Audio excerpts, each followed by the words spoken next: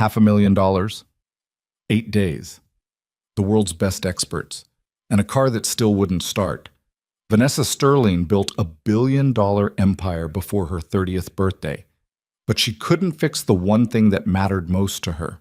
Her Bugatti Chiron, the most expensive machine she'd ever loved, sat cold and silent in her own garage while certified specialists from 3 continents argued in circles and billed her into oblivion. Then a man in a beat-up pickup truck pulled through the wrong entrance by accident. He wasn't supposed to be there. Nobody was supposed to know what he knew.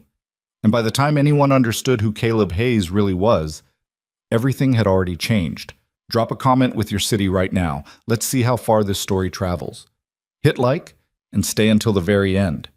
Because the moment that broke everyone in that room, you won't see it coming. The Bugatti arrived on a Tuesday. Or rather, sir, it had been there since Tuesday, which was now 8 days ago. And in that stretch of time, it had not moved so much as an inch under its own power. It sat in Bay 3 of Sterling Prestige Motors' main service floor, like a sculpture someone had commissioned and then abandoned. All obsidian carbon fiber and polished chrome, the kind of machine that made grown men go quiet when they walked past it. Bay 3 had been cleared specifically for this car. The other bays had been reshuffled, 3 appointments rescheduled, 2 long-term clients quietly bumped with polite apologies and generous discount offers. The staff understood without being told that when Vanessa Sterling brought in her personal Bugatti Chiron Supersport, everything else became secondary. Not because she demanded it. She hadn't said a word. They just knew. The car was worth $4.2 million. More than that, it was the only thing in Vanessa Sterling's life that she had bought purely because she wanted it. Not because it was strategic. Not because it signaled something to investors or rivals or the financial press. She had written the check with no justification prepared, no ROI calculated, no positioning rationale built in advance. She had seen the car at an auction in Monaco 3 years ago, and something inside her chest had simply said yes.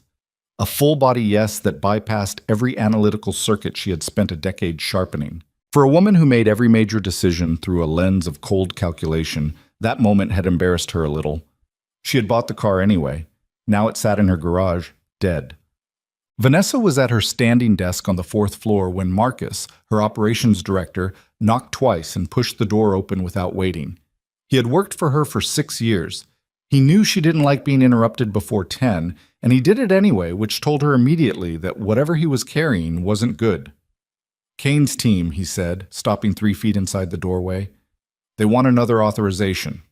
She didn't look up from her screen. "For what?" "They're recommending a full ECU replacement. Secondary unit. They're saying the original diagnostic missed a potential firmware conflict between..." Marcus. "Yeah. How much?" He exhaled through his nose. $87,000. She finally looked up. "That would bring the total to $491,000, he said, and his expression made clear he wasn't any happier about the number than she was. Give or take. Vanessa set down her pen. She had a very controlled face in meetings. She'd built that control deliberately, over years, because she'd learned early that a woman who showed frustration in a boardroom got labeled emotional, while a man who showed the same frustration got labeled passionate. But Marcus wasn't a boardroom. Marcus had seen her throw a coffee cup at a wall once, back in the early days, when a supplier had lied to her face about a shipment. He wasn't scared of her face right now. 8 days, she said. I know. They've had 8 days and $500,000, and the car still doesn't start. Vanessa, get Kane up here. She was already reaching for her phone. I want to look at him when he explains this to me. Victor Kane arrived 17 minutes later, which was 14 minutes longer than it should have taken to walk from the service floor to the 4th floor, and Vanessa clocked every one of those minutes. He was the kind of man who made a point of not rushing. It was a power move she recognized because she had used versions of it herself when she was younger and more insecure. He was 53, heavy-set in the shoulders, with a carefully trimmed gray beard and the particular kind of confidence that came from being genuinely expert at something for a long time. He had credentials that read like a European automotive almanac, certified by 3 different manufacturer programs, formerly on retainer for 2 Formula One teams. His name appeared in 2 trade publications as one of the top 20 hypercar diagnosticians in the world. He had charged her $48,000 a day for 8 days, and the car did not start. Miss Sterling, He settled into the chair across from her desk without being invited to sit. I understand there are concerns about the timeline. There are concerns about a lot of things, she said. Walk me through the ECU replacement recommendation. He did. For 11 minutes, he walked her through it. The technical language precise and layered, the logic internally consistent, the conclusion reasonable enough that she couldn't find a clean thread to pull. She had a mechanical engineering background, undergraduate level, enough to follow the broad architecture of what he was saying without being able to challenge the specifics. He knew that. She suspected he was counting on it. When he finished, she was quiet for a moment. Victor, she said, I'm going to ask you something and I want a straight answer. He inclined his head slightly. Do you actually know what's wrong with my car? The pause that followed lasted perhaps 2 seconds, which was about 1.5 seconds longer than a man who was certain would have needed. We have strong indications, he said carefully, that the issue is firmware related, and the ECU replacement addresses the most likely. That's not a straight answer. It's the honest answer, he said, and for a fraction of a second something shifted behind his eyes. Something that looked, if she was reading it right, like the edge of admission. Diagnostics at this level involve a degree of $491,000, she said quietly. He didn't respond. Authorize the ECU replacement, she said, but I want it done by end of day tomorrow, and I want a guarantee. Ms. Sterling, I can't guarantee. Then we have a different kind of problem. She looked back at her screen. Marcus will see you out. She went down to the service floor herself that evening, after the building had mostly emptied out. She didn't make a habit of this. Being on the floor wasn't her job anymore. Hadn't been in years. And she was self-aware enough to know that a CEO hovering over a repair team was more obstacle than asset. But it was 7:45 on a Thursday. The city outside was going dark in that particular Denver way, all purple mountains and electric amber grid, and she found herself standing in Bay 3 with her hands in the pockets of her blazer, looking at a car she loved and could not fix. She ran one hand along the rear quarter panel, just above the exhaust system. The carbon fiber was cool under her fingers. The car smelled like it always did, a faint mixture of synthetic rubber and precision-machined metal, and something else she had never been able to name, something that was maybe just the smell of raw, engineered power sitting very still. She had never been sentimental about objects. She had grown up without money, without the luxury of attachment to things, in a 2-bedroom apartment in Aurora where the heat went out twice a winter and her mother worked double shifts at a hospital billing office. The version of Vanessa Sterling who existed before the company had owned almost nothing of value, and losing things had never been the problem. The problem had always been not having them. So when she'd bought this car, she had told herself it was fine, that she had earned it, that it was just a machine. But standing in the empty bay now, she admitted to herself, the way she only admitted things when nobody was around, that the car mattered to her in a way she hadn't quite planned on. And what bothered her most, what was keeping her in this building at 7:45 on a Thursday, instead of at home with a glass of wine and a contract review, wasn't just the money. It was the helplessness. She had built a company that solved problems. That was the core of it, stripped of all the branding and press releases and investor narratives. Sterling Prestige Motors existed because Vanessa Sterling was better at solving automotive-adjacent problems than almost anyone else in the market. She had a gift for it. She had always had a gift for it. And she could not solve this. She heard footsteps on the epoxy floor behind her and turned. It was Danny Cho, one of the junior technicians. 26, quiet, had been with the company for 18 months. He was still in his work shirt, which meant he'd stayed late, which she noticed. Sorry, he said, pulling up short when he saw her. I didn't know anyone was still... I just came back for my phone. You're fine. She turned back to the car. You've been on this job? Some of it. He came closer, cautiously, the way young employees did when they weren't sure if proximity was an invitation or an intrusion. Kane's team has been running most of it. We've mostly been handling setup, tear down, that kind of thing. What do you think is wrong with it? He blinked. It wasn't a question the junior technician expected from the CEO. Me? You've had 8 days in proximity to this car. What's your read? Danny was quiet for a moment, turning something over. She could see him calculating the professional risk of having an opinion that contradicted Kane's team. I think, he said slowly, that whatever it is, it's small, like physically small. because every time Kane's team has run the big diagnostics, everything comes back within normal ranges. Structurally, the car is fine, but something's stopping the ignition sequence from completing. Sondi asi saikamis cox. He paused. It reminds me of an issue I saw once on a much older car. Customer brought in a '67 Mustang that kept dying at idle. Took us 3 weeks to find it. Turned out to be a corroded ground wire, the diameter of a pencil tip. Ichamas sauce. Boy, Vanessa looked at him. You mentioned this to Kane? Danny's expression gave her the answer before he said the words. He said the systems on a Bugatti Chiron Supersport are not analogous to a vintage Mustang. He's not wrong about that. No, Danny agreed. He's not. She looked back at the car. Go home, Danny. Get some sleep. Yes, ma'am. He turned to go, then stopped. For what it's worth, I think Kane is a great diagnostician. I think he's just looking at the wrong scale. She didn't say anything. After he left, she stood there another few minutes, alone in the quiet of Bay 3, while the Bugatti sat in the light and refused to offer any answers. The 9th morning arrived the way bad stretches always do. Not with any particular drama, just with the flat, gray fact of itself. Vanessa was in her office by 7:15, coffee in hand, trying to get through a contract review before the day started filling up with things she didn't want to deal with. At 7:48, her desk phone rang. It was the front desk. Ms. Sterling, there's a situation at the service entrance. She set down her coffee. What kind of situation? A delivery truck pulled in. We're not sure he's supposed to be here. Handle it. We tried. The driver he's not leaving. He says he has a delivery authorization for Sterling Prestige, but the part number doesn't match anything in our system, and he was asking one of our techs about the Bugatti. And why is he asking about the Bugatti? That's the thing. He saw the car through the bay doors, and he just stopped.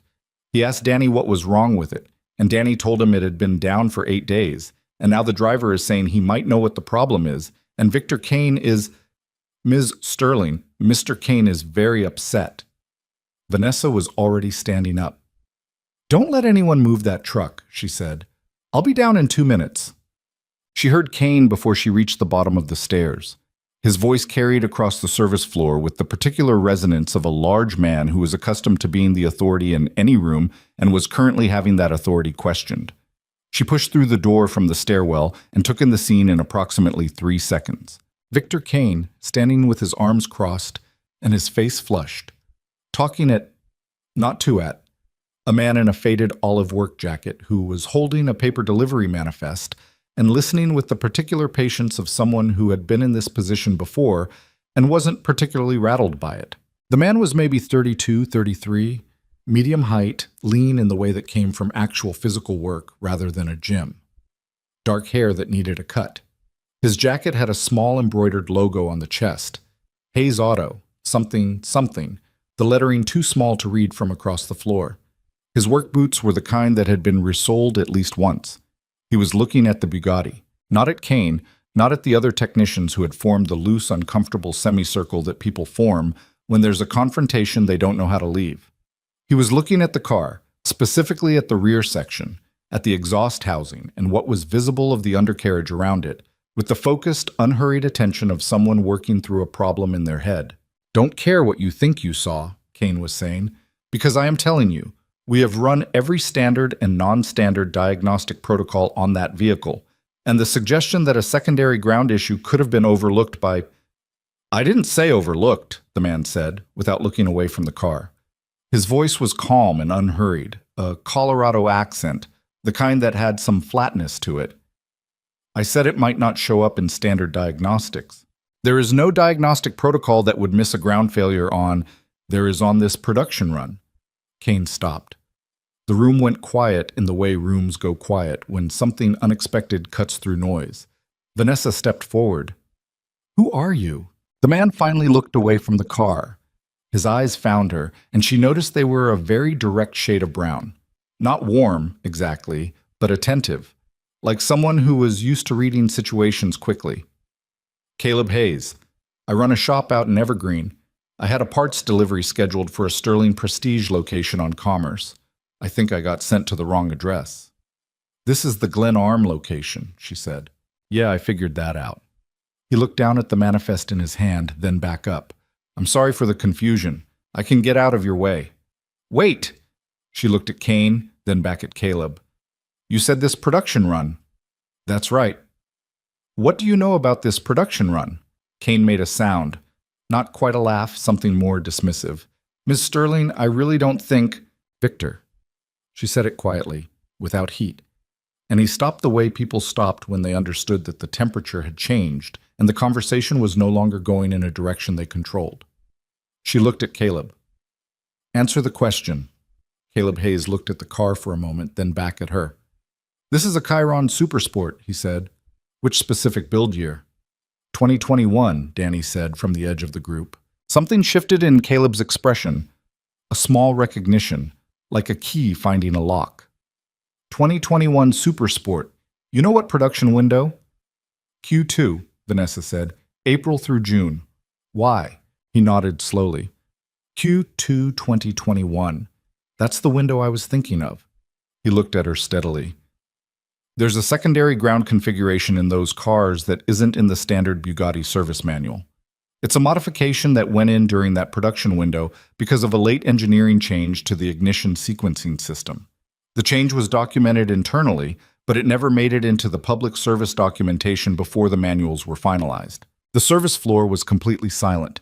There's a secondary ground point behind the battery modules, hint, he continued, on the left rear frame rail. It runs in parallel with the primary system. In normal operating temperatures, it doesn't matter if the connection degrades slightly, the primary handles everything. But in cold conditions, and Denver in March, morning temperatures, we're talking sustained cold, he paused briefly. The metal contracts, and if the secondary ground has any corrosion or microfatigue in the terminal, the contraction is enough to break continuity, which means the ignition sequence starts, but doesn't get the clean ground return it needs to complete. So the ECU reads the sequence as initiated, the start command registers, but the car doesn't fire. He stopped. Kane said, That's an extraordinary claim. I know, Caleb said without any particular defensiveness. And where exactly are you getting this information? Caleb Hayes looked at Victor Kane for a moment with the expression of a man deciding how much of a conversation he wanted to have. I worked as an electrical systems engineer in hypercar manufacturing for about 6 years. I was on the team that designed the ignition sequencing modification that went into the Q2 2021 production run. He paused. I know about the ground point because I put it there. For a moment, nobody moved. Then everybody moved at once. 2 of Kane's technicians exchanging a look, Danny making a small involuntary sound that was close to a laugh, Kane himself drawing up to full height with the compressed energy of a man recalibrating. You designed the… Kane started. Part of the system, the electrical architecture for the ignition sequence modification. There was a team. Caleb folded his delivery manifest carefully and tucked it into his jacket pocket. I'm not claiming I built the car. You left hypercar engineering, Vanessa said, to run a repair shop in Evergreen. It wasn't quite a question. He heard it as the implicit question it was. I left hypercar engineering to raise my kid, he said simply. She needed me here. The career was over there. A brief pause. Evergreen seemed like a good place to land. It wasn't offered as a dramatic revelation. He said it the way people said things that had happened years ago and had made peace with themselves. Matter of fact, without any bid for sympathy or any particular invitation to dig deeper. Vanessa noted that, filed it away in the part of her brain that was always quietly cataloging information about people. You said the ground point is behind the battery module, she said. Left rear frame rail, there's a cover panel. It's not obvious. It looks like a structural fairing. You'd miss it if you didn't know it was there. Can you show me? Kane stepped forward. Ms. Sterling, I have to strongly advise against… Victor. She looked at him directly. Your team has had 8 days and nearly $500,000, and the car doesn't start. I'm going to let this man look at it. If he's wrong, we'll know in 10 minutes. If he's right… She left that unfinished, which was more pointed than completing it. We'll know in 10 minutes. Kane's jaw tightened. He looked like a man who understood exactly what was happening and had run out of grounds to object. He stepped back, arms folded, and said nothing more. Vanessa turned to Caleb. What do you need? He thought for a moment. flashlight, multimeter, and if you have a basic metric socket set, that would help. One of the technicians immediately went to get it. He worked quietly. That was the first thing Vanessa noticed. She had watched a lot of people work on this car over the past 8 days. Kane's team, the remote consultant who had joined 2 diagnostic sessions via video conference from Stuttgart, the Bugatti factory representative who had flown in from Molsheim and spent 7 hours running through every documented failure mode in the manufacturer's records. They had all worked with varying degrees of noise. Equipment hum, keyboard clicks, the low murmur of technician-to-technician communication. The business of expertise made visible. Caleb made almost no sound. He lay down on the service floor, not on a creeper, just on the floor, on his back, and ran the flashlight up under the rear section of the car while everyone watched. For about 30 seconds, there was nothing but light movement and Caleb's slow, controlled breathing. Then, there it is. Danny crouched down beside him. "You can see it?" "I can see the cover panel. Give me the socket. 8mm. Danny passed it down. 30 more seconds of careful movement, and then a small carbon fiber panel came loose. Caleb handed it out sideways without looking, and Danny caught it. The multimeter came next. Caleb checking resistance across the secondary terminal with the focused attention of someone reading a very specific number. He read it twice. He slid back out from under the car, sat up, and looked at the readout. "There you go," he said quietly, to no one in particular. He turned the multimeter toward Vanessa so she could see the screen. She looked at the reading, and even with her undergraduate-level electrical knowledge, she understood enough to know the number was wrong. A resistance value far higher than continuity should produce. "The terminal has micro-corrosion," he said. "Cold morning temperatures, metal contracts, the contact breaks. Secondary ground fails. Ignition can't complete." He glanced up at Kane's team. "Your diagnostics probably showed the primary ground at full continuity, which is why everything came back normal. The secondary isn't in the standard test protocol." Nobody from Kane's team said anything. Caleb stood up, brushed the floor grit off his jacket, a practical, unself-conscious motion, and held out his hand. "Can I get a small wire brush and the contact cleaner? Whatever you have." 2 minutes. That was how long it took once he had the materials. He cleaned the terminal, rechecked continuity on the multimeter, which now showed a number that was correct, and reassembled the cover panel with the unhurried precision of someone who had done this kind of work 10,000 times. He stood up again. He looked at Vanessa. "The repair is temporary," he said immediately, before she could speak. "The terminal has microfractures in the copper. Cleaning it improves continuity, but the underlying material is degraded. It'll fail again in cold conditions. You need the factory replacement terminal assembly. I'd call the Bugatti service center in LA. They may have it in stock, but if not, it'll need to come from Molsheim, which is probably," he did mental math, 8 to 10 business days. "Can the car be driven in the meantime?" she asked. "In warm temperatures, probably. I wouldn't take it out below 40 degrees, and even then," he paused. "I wouldn't." She looked at Danny. "Let's start it." Danny nodded and moved to the driver's door. He slid in, pressed the brake, and reached for the start button. The Bugatti Chiron. 16 engine, 8 liters, 16 cylinders. A machine that produced more power than most people would ever touch in their entire lives, came to life in an explosion of contained, organized violence. The sound it made was not like other cars. It was lower and more total, a vibration that was less about decibels and more about mass. Sound as physical presence, sound that you felt in your back teeth, in your sternum. It filled Bay 3 completely and bounced off the polished concrete walls, and Vanessa felt the fine hairs on her forearms stand up, which they did every single time she heard this engine, and she'd owned the car for 3 years. The Bugatti sat there, engine running, exhaust notes rising and stabilizing into a steady, brutal idle. $500,000. 8 days. The world's most credentialed specialists, and a man from Evergreen who'd driven to the wrong address had fixed it in under 12 minutes with a flashlight, a multimeter, a socket wrench, and contact cleaner. The room did not erupt. There was no applause, no outburst. People just stood there looking at a running car that had been silent for 8 days, and the silence of the room against the sound of the engine was the loudest thing in the building. Victor Kane left without saying much. There was a conversation. Vanessa had it with him privately, in the small conference room off the service floor, and it was not pleasant, but it was short. She told him the final invoice would be reviewed and that she would be in touch through Marcus. She kept her voice level throughout, which was harder than raising it would have been. Kane was not a stupid man, and he was not entirely without self-awareness. She could see, under the professional defensiveness, that some part of him understood that what had happened today was a legitimate failure, not of effort, but of scope. He had brought the right tools for the wrong problem. He had been looking for a catastrophic failure because catastrophic failures were what his credentials were built to find. And he had missed a micro fault in a secondary system that wasn't even in the service manual he was working from. It didn't make the money back. It didn't unwaste the 8 days. But it explained it, at least, in a way that let her look at it clearly. "You couldn't have found it," she said, near the end of the conversation, "without knowing it was there." Kane was quiet for a moment. "No," he admitted. "Probably not." "That's the honest answer," she said. It was the same phrase he'd used with her the day before, and she watched him register it. "I appreciate that." After he left, she stood in the conference room for a moment, alone, looking at the framed automotive prints on the wall.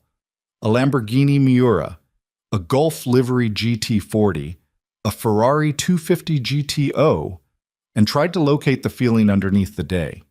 She was relieved, obviously. The car was running, but the relief was sitting alongside something else, something more complicated. The flat, specific discomfort of having spent $500,000 on confidence and gotten very little in return. She had trusted credentials over instinct. She had evaluated Victor Kane's team by the weight of their reputation, and she had not considered that the edge of the problem might lie somewhere those reputations didn't reach. She had made the wrong call. She didn't make wrong calls often, and when she did, she tried to understand exactly where the logic had failed. The logic here was simple, and she didn't like it. She had filtered out the variables that didn't match her model of what expertise looked like. A man in a worn jacket who showed up in a delivery truck had been filtered before she'd ever laid eyes on him. She walked back out to the service floor. Caleb was at his truck. He had backed it up to the service entrance, an old Chevy Colorado, dark blue, maybe 2014 or 2015, with tool storage built into the bed and a rear bumper that had a repair weld visible from 20 feet away. He was loading his toolbox into the bed with the efficient movements of someone who had a schedule to keep. Vanessa crossed the floor. "Mr. Hayes?" He turned. He had that same attentive stillness, not guarded exactly, but contained, self-sufficient in a way that most people weren't or had forgotten how to be. "Ms. Sterling, you're leaving. I still have the commerce delivery to sort out." A small lift at the corner of his mouth, not quite a smile. "My dispatch is going to have questions. Can I ask you something first?" He waited. "When you walked in this morning," she said, "and Kane's team dismissed you, how did you handle that?" He considered the question. "Everybody gets dismissed sometimes," he said. "It wasn't personal." "It looked pretty personal from where I was standing." "Victor Kane is very good at what he does," he said, without any edge in it. "He just didn't know what he didn't know. Nobody told him about the Q2 modification because nobody thought it was relevant to a car built 4 years later." He paused. "The dismissal wasn't about me. It was about information." Vanessa looked at him for a moment. "I'd like to offer you a consulting contract," she said. "Temporary, for the repair completion when the factory terminal comes in. I want someone who understands this specific car's electrical system to be in the room when the parts arrive." He looked at her steadily. "What are you offering?" "Name a rate." Something like amusement crossed his face very briefly. "I charge $220 an hour for specialized consultation." "Done." "Ms. Sterling, the part will probably take 2 weeks. Call it 30 hours of work total, being generous. I'll authorize 40 to give you room." She paused. "Is there anything else you need?" Caleb Hayes looked at her for a moment with an expression she couldn't read cleanly. It wasn't reluctance, exactly. It was something more like evaluation. The same focused attention he'd given the car turned briefly on her. "I'll need to rearrange some things at the shop," he said finally. "I have 2 employees and a lot of scheduled work. I'll compensate for the disruption." He nodded once. Brief, decisive. "All right." He held out his hand. She shook it. His grip was firm and dry, and she noticed again the roughness of his palm. the specific texture of hands that had been doing real physical work for years, not the ceremonial handshake texture of boardrooms. "I'll have Marcus send the contract over this afternoon," she said. "That works." He turned back to his truck, then stopped with his hand on the door. "The car," he said, not turning around. "The reason it matters to you." She waited. "It's not really about the car, is it?" She was quiet for a moment. "What makes you say that?" "You were down here last night," he said. "Past 7, alone in the dark. Not running diagnostics. Not reviewing reports. Just standing next to it." He glanced back over his shoulder. People who care about machines because of what they cost don't do that. She found, somewhat to her surprise, that she had nothing clever to say to that. "Drive safe, Mr. Hayes," she said. He got in his truck. She stood in the service entrance and watched him pull out, the old Chevy navigating the service drive with the careful steadiness of a man who didn't rush. And she noticed that even the way he drove matched the way he worked.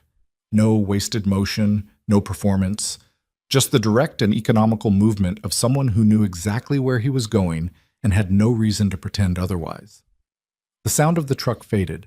Behind her, she could still hear the Bugatti idling in Bay 3, its engine turning over in that low, massive voice, present and alive and fully itself again. At 5:50 that evening, Vanessa sent Marcus home.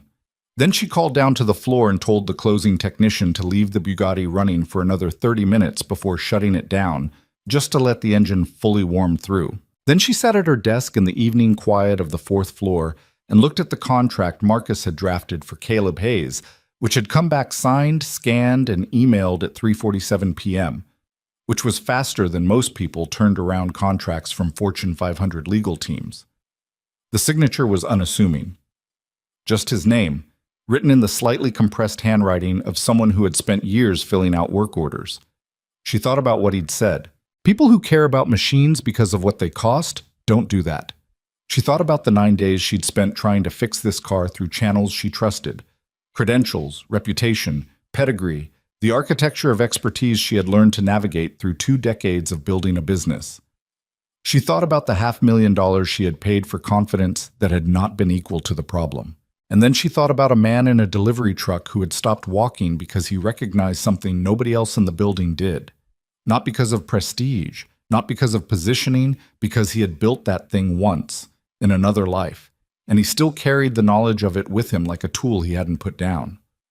She closed the contract file and opened her email. There was nothing she needed to respond to urgently, but she read through several threads anyway.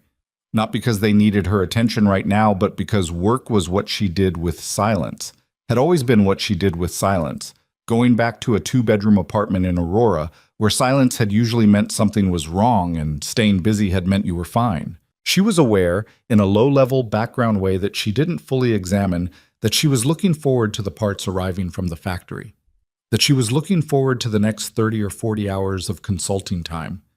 She closed her laptop. Outside, Denver was going dark in layers. The mountains first, then the suburbs, then the downtown grid, all of it settling into the particular quiet of a city that worked hard and slept hard and got up early and didn't make a big thing of it. The Bugatti was running, the problem was solved, and something else, less definable, had just begun. The factory parts took 11 days. Caleb had estimated 8 to 10 business days, but there was a customs delay in Frankfurt and then a routing issue out of LAX.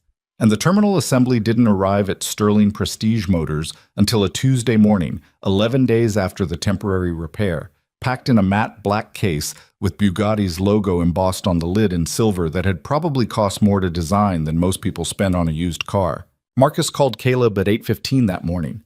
Caleb said he'd be there by 10. He pulled into the service entrance at 9:53, which Vanessa noticed because she happened to be walking through the lower level on her way to a meeting that she now realized she had scheduled too early.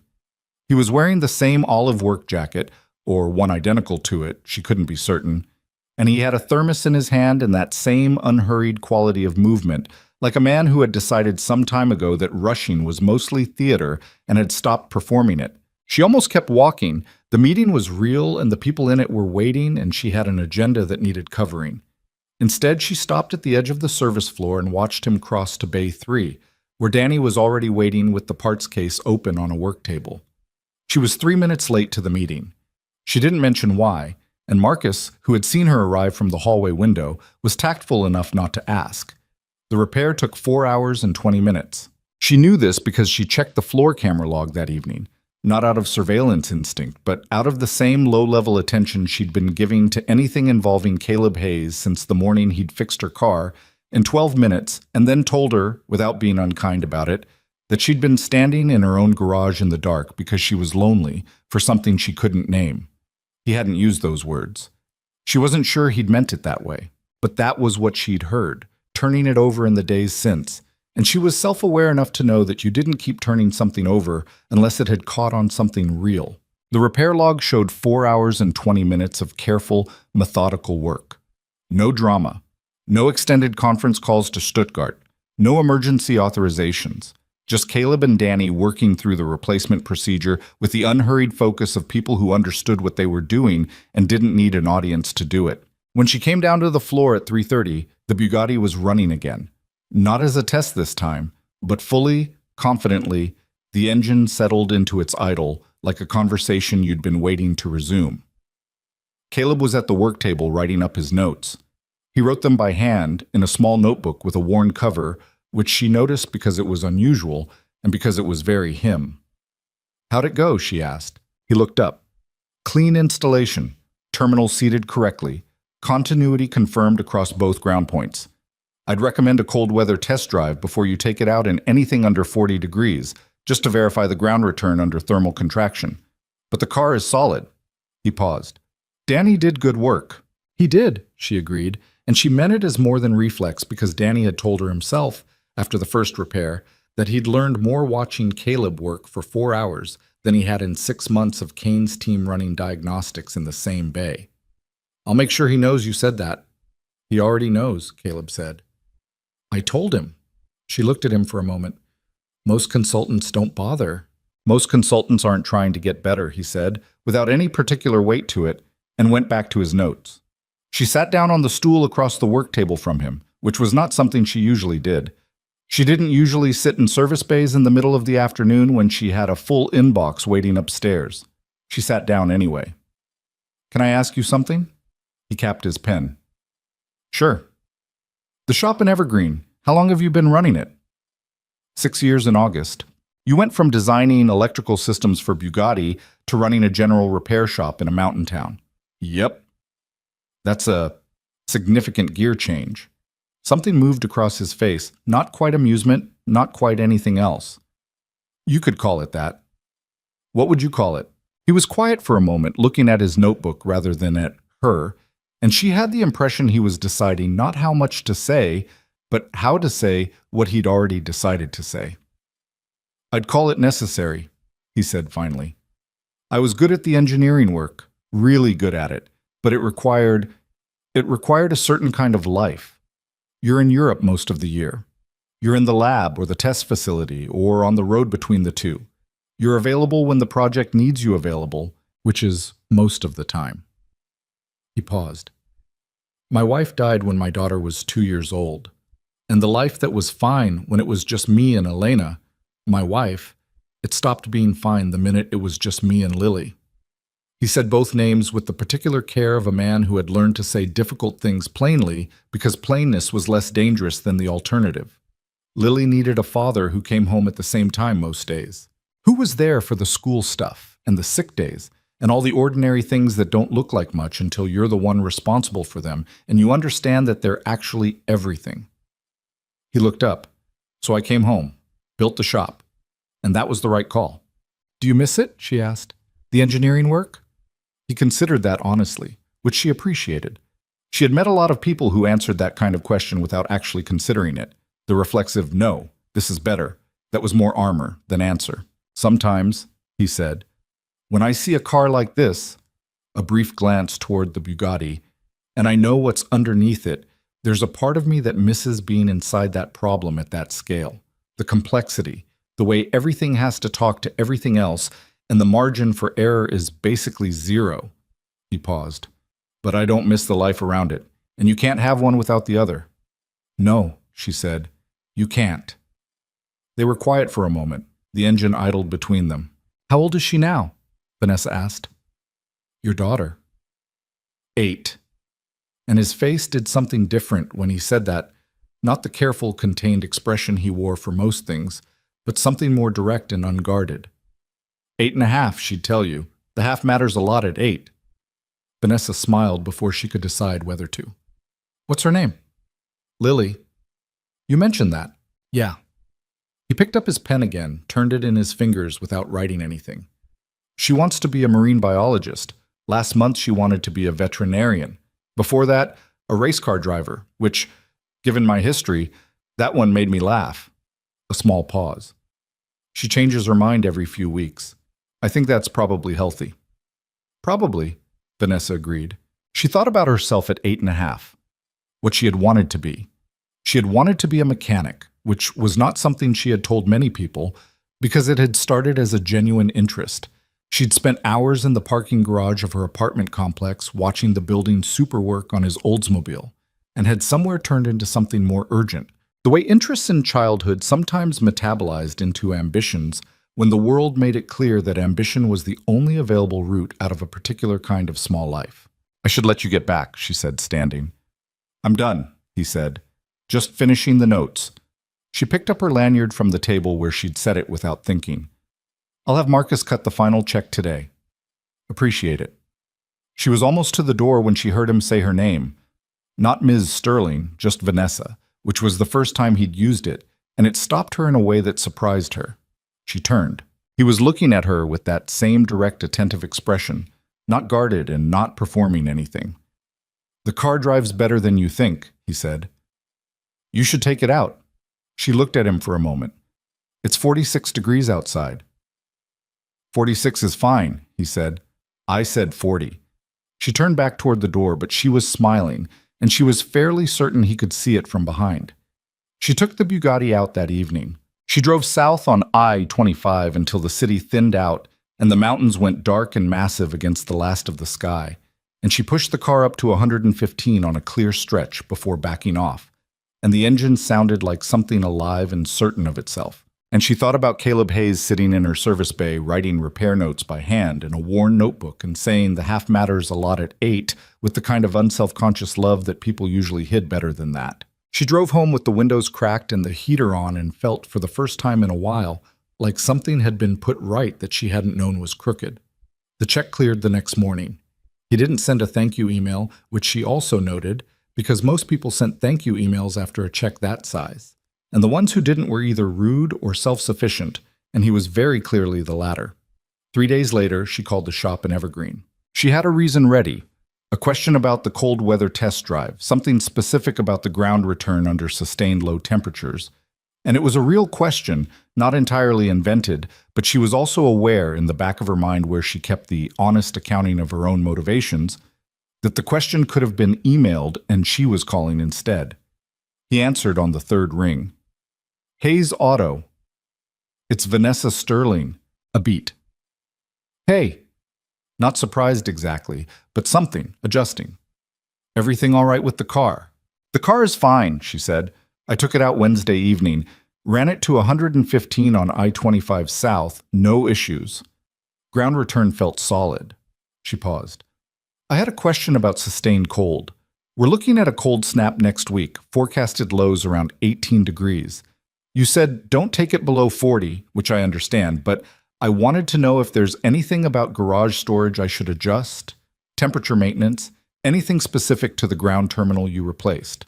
He was quiet for a moment, and she had the clear impression he was deciding whether the question was the actual question. Keep the garage above 50 if you can, he said. You probably already do. If it's going to be genuinely cold for a sustained stretch, more than 48 hours below 20, start the car in the garage once a day and let it idle for 15 minutes, just to cycle the electrical systems under load. He paused. That's probably more caution than you need, but it doesn't hurt. Okay. She wrote it down, which she didn't need to do, but gave her hand something to occupy. Thank you. Sure. Neither of them said anything for a moment. How's the shop? She said. Busy? A brief sound that might have been a laugh, dry and quiet. We had a forerunner come in yesterday with a transmission issue that turned out to be something the owner had done himself on a YouTube tutorial, which I respect the initiative, but the result was not ideal. How bad? It'll drive again. It's going to take me until Friday to get there. That's either a very complicated transmission or a very ambitious YouTube video. Both, he said. Definitely both. She smiled at her desk. Well, thank you for the storage advice.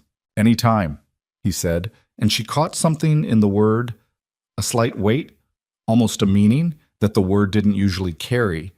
And then the call was over and she sat at her desk for a moment looking at her notes, which said above 50 degrees / idle 15 minutes in cold snap and had a small, unconscious underline under any time that she had drawn without thinking.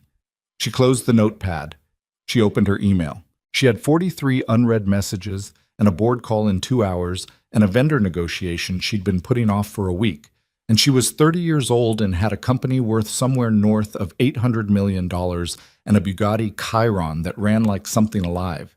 And she was sitting at her desk underlining words in a notepad like a teenager. She was, she thought, absolutely losing her mind.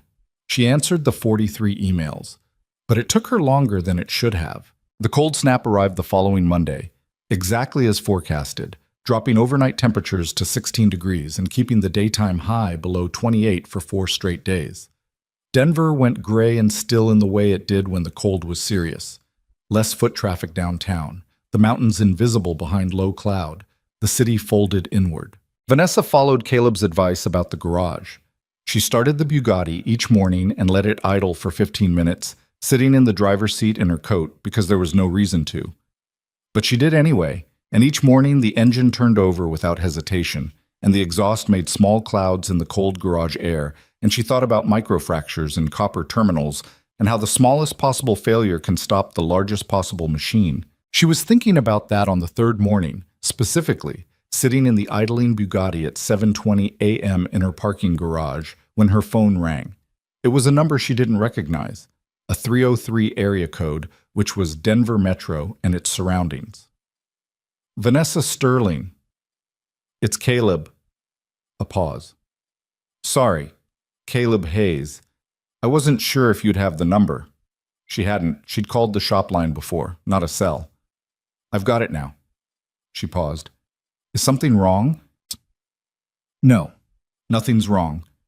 Another pause, slightly longer, and she had the impression of a man who had made a decision and was now in the first seconds of executing it with less certainty than the decision itself had felt. I was calling because I wanted to ask you something, and asking at the shop it didn't feel right to do it as a business thing. She said nothing, which she understood as an invitation to continue. There's a place in Evergreen, he said. A diner, really, nothing fancy. They do a specific green chili breakfast burrito that my daughter claims is the best thing in the state of Colorado, and she's been eating it since she was 4, so she has a strong evidence base. And I was going to take her on Saturday morning, which I do most Saturdays, and I thought... He stopped briefly. I thought maybe you'd want to come, if that's not a strange thing to ask. The garage was very quiet around the idling engine. Is Lily going to interrogate me? Vanessa asked. A beat. Then, unexpectedly, he laughed. A real laugh, not the dry, contained sound from the phone call before, but something more open. Almost certainly, he said. She asks a lot of questions. I can warn her off if you want, but it probably won't fully work. Don't warn her off, Vanessa said. I like people who ask questions. He was quiet for a moment. Okay, he said. Saturday morning, 8:30. The place is called Maze. It's on Evergreen Parkway. You'll see it. There's a hand-painted elk over the door. I'll find it. All right. Another brief pause. Sorry for calling early. I was already up, she said, which was true. Drive safe.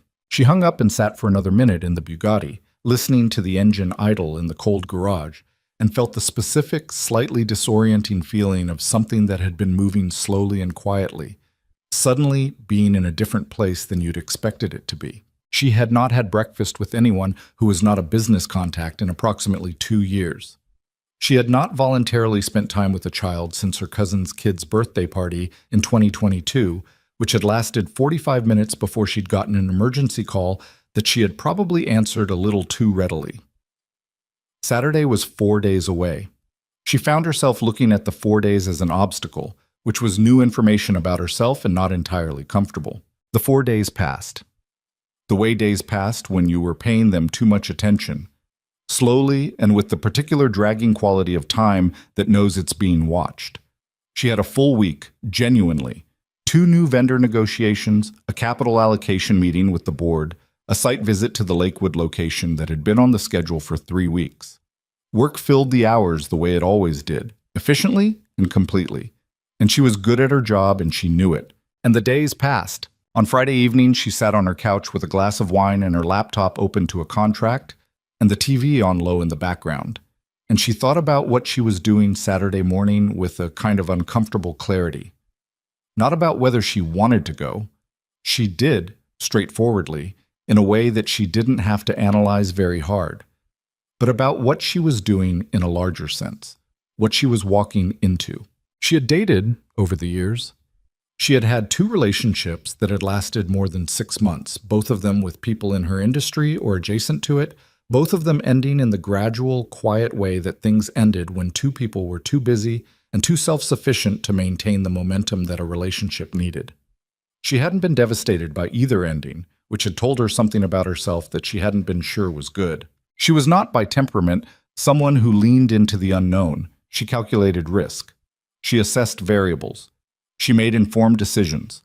Caleb Hayes was a variable she did not have complete information on, and she was driving to Evergreen on Saturday morning to have breakfast with him and his 8.5-year-old daughter at a diner with an elk over the door, and she had agreed to it on a phone call that lasted 4 minutes, and she had not calculated very much at all. She closed the laptop. She finished the wine. May's Diner was exactly what the name suggested.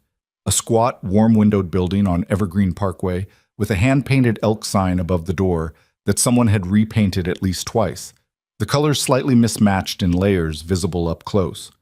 The parking lot had 6 cars in it when Vanessa pulled in at 8:27, including the dark blue Chevy Colorado that she recognized before she recognized anything else. She sat in her car for approximately 30 seconds, which was long enough to notice that she was nervous in a specific, unfamiliar way. Not the controlled adrenaline of a high-stakes business situation, which she had learned to metabolize and use, but something quieter and more personal.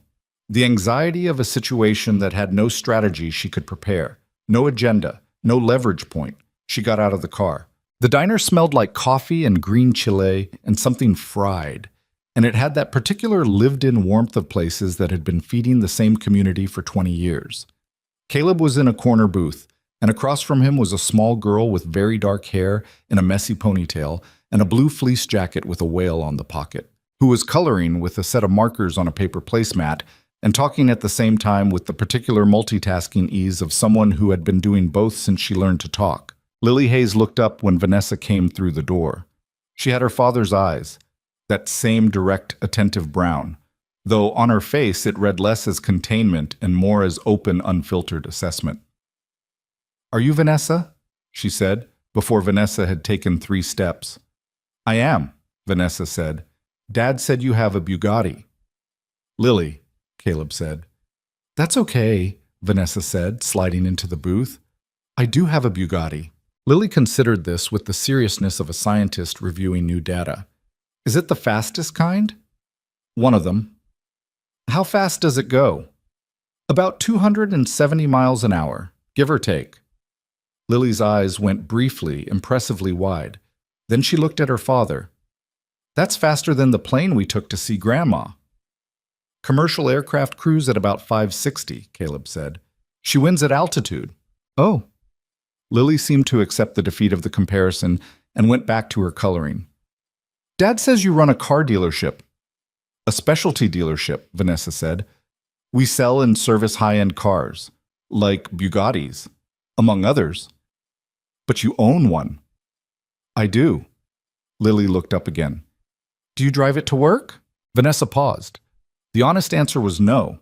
She drove a company Range Rover to work most days because parking a $4 million car in downtown Denver felt like a decision that asked for attention she didn't want. The Bugatti was a weekend car, A mountain road car. Not usually, she said. Why not? Lily, Caleb said again, with the tired patience of a man who had this particular battle regularly and had made a kind of philosophical peace with losing it. She can ask, Vanessa said, and she meant it. There was something genuinely refreshing about a person who just asked the question they had, without architecture or agenda. She looked at Lily. Because it's a car I love, and I want to take care of it. Taking it to work every day would put a lot of wear on it. Lily thought about this. Dad doesn't drive his work truck on vacation, she said. He rents a car. Exactly like that. Lily nodded, apparently satisfied, and resumed coloring. Vanessa looked across the table at Caleb, who had the expression of a man who had been quietly hoping this would go approximately this way, and was cautiously discovering that it might be going that way, and was not entirely sure what to do with that information. Coffee? He said. Please, she said. He poured from the carafe on the table, and she noticed his hands again, the roughness, the practical steadiness, and the small scar on the inside of his left wrist that she hadn't noticed before. A pale line about an inch long that had the look of a tool injury rather than anything more dramatic. What are you drawing? She asked Lily. An orca, Lily said, without looking up. But I only have black and white markers, so it's not very hard. Is it a specific orca? Lily looked up, genuinely surprised to be asked a specific question. J-pod, she said. They live off the Pacific Northwest coast. There are 23 of them. One of them is named Granny, and she was over 100 years old when she died. That's remarkable, Vanessa said, and she wasn't performing interest. The certainty and precision in an 8-year-old's voice was genuinely remarkable. How do you know all that? I read, Lily said simply, as if this were the obvious answer to everything, which, in her world, apparently it was.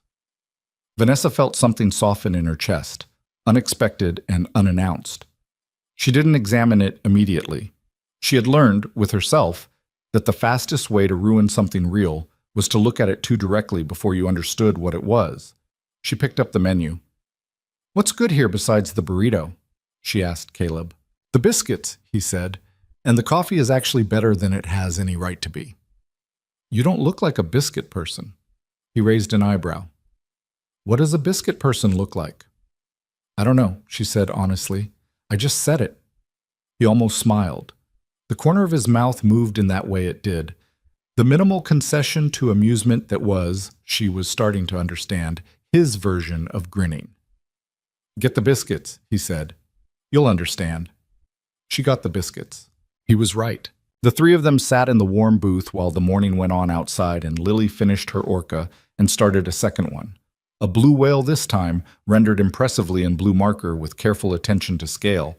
And the coffee was genuinely good, and the conversation moved the way conversations move when nobody is performing anything. A little uneven, occasionally interrupted by Lily asking a question that cut across whatever they were discussing, picking up threads and dropping them and picking them up again. Caleb talked about the shop.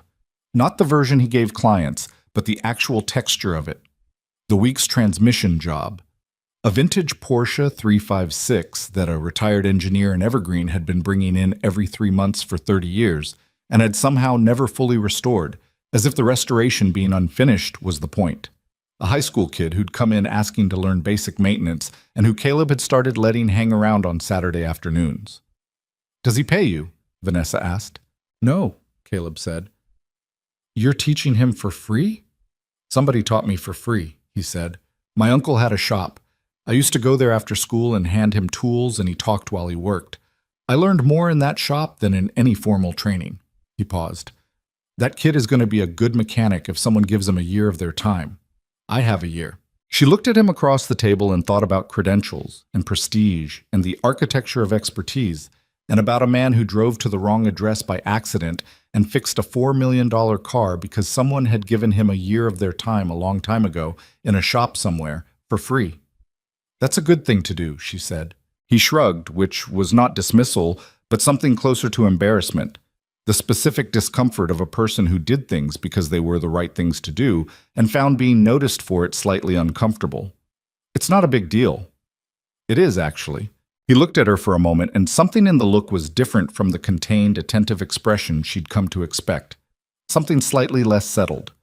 He picked up his coffee cup, which was a way of doing something with his hands, and she noticed that and found it, for reasons she couldn't fully articulate, reassuring. Lily looked up from the blue whale.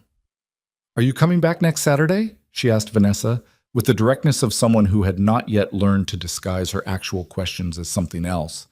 Caleb said, "Lily," at the same time that Vanessa said, "I'd like to." A small silence. Lily looked between them with the particular expression of a child who has just understood something about the room that hasn't been said aloud and found it acceptable, and returned to her drawing. Caleb was looking at Vanessa. She was looking at him.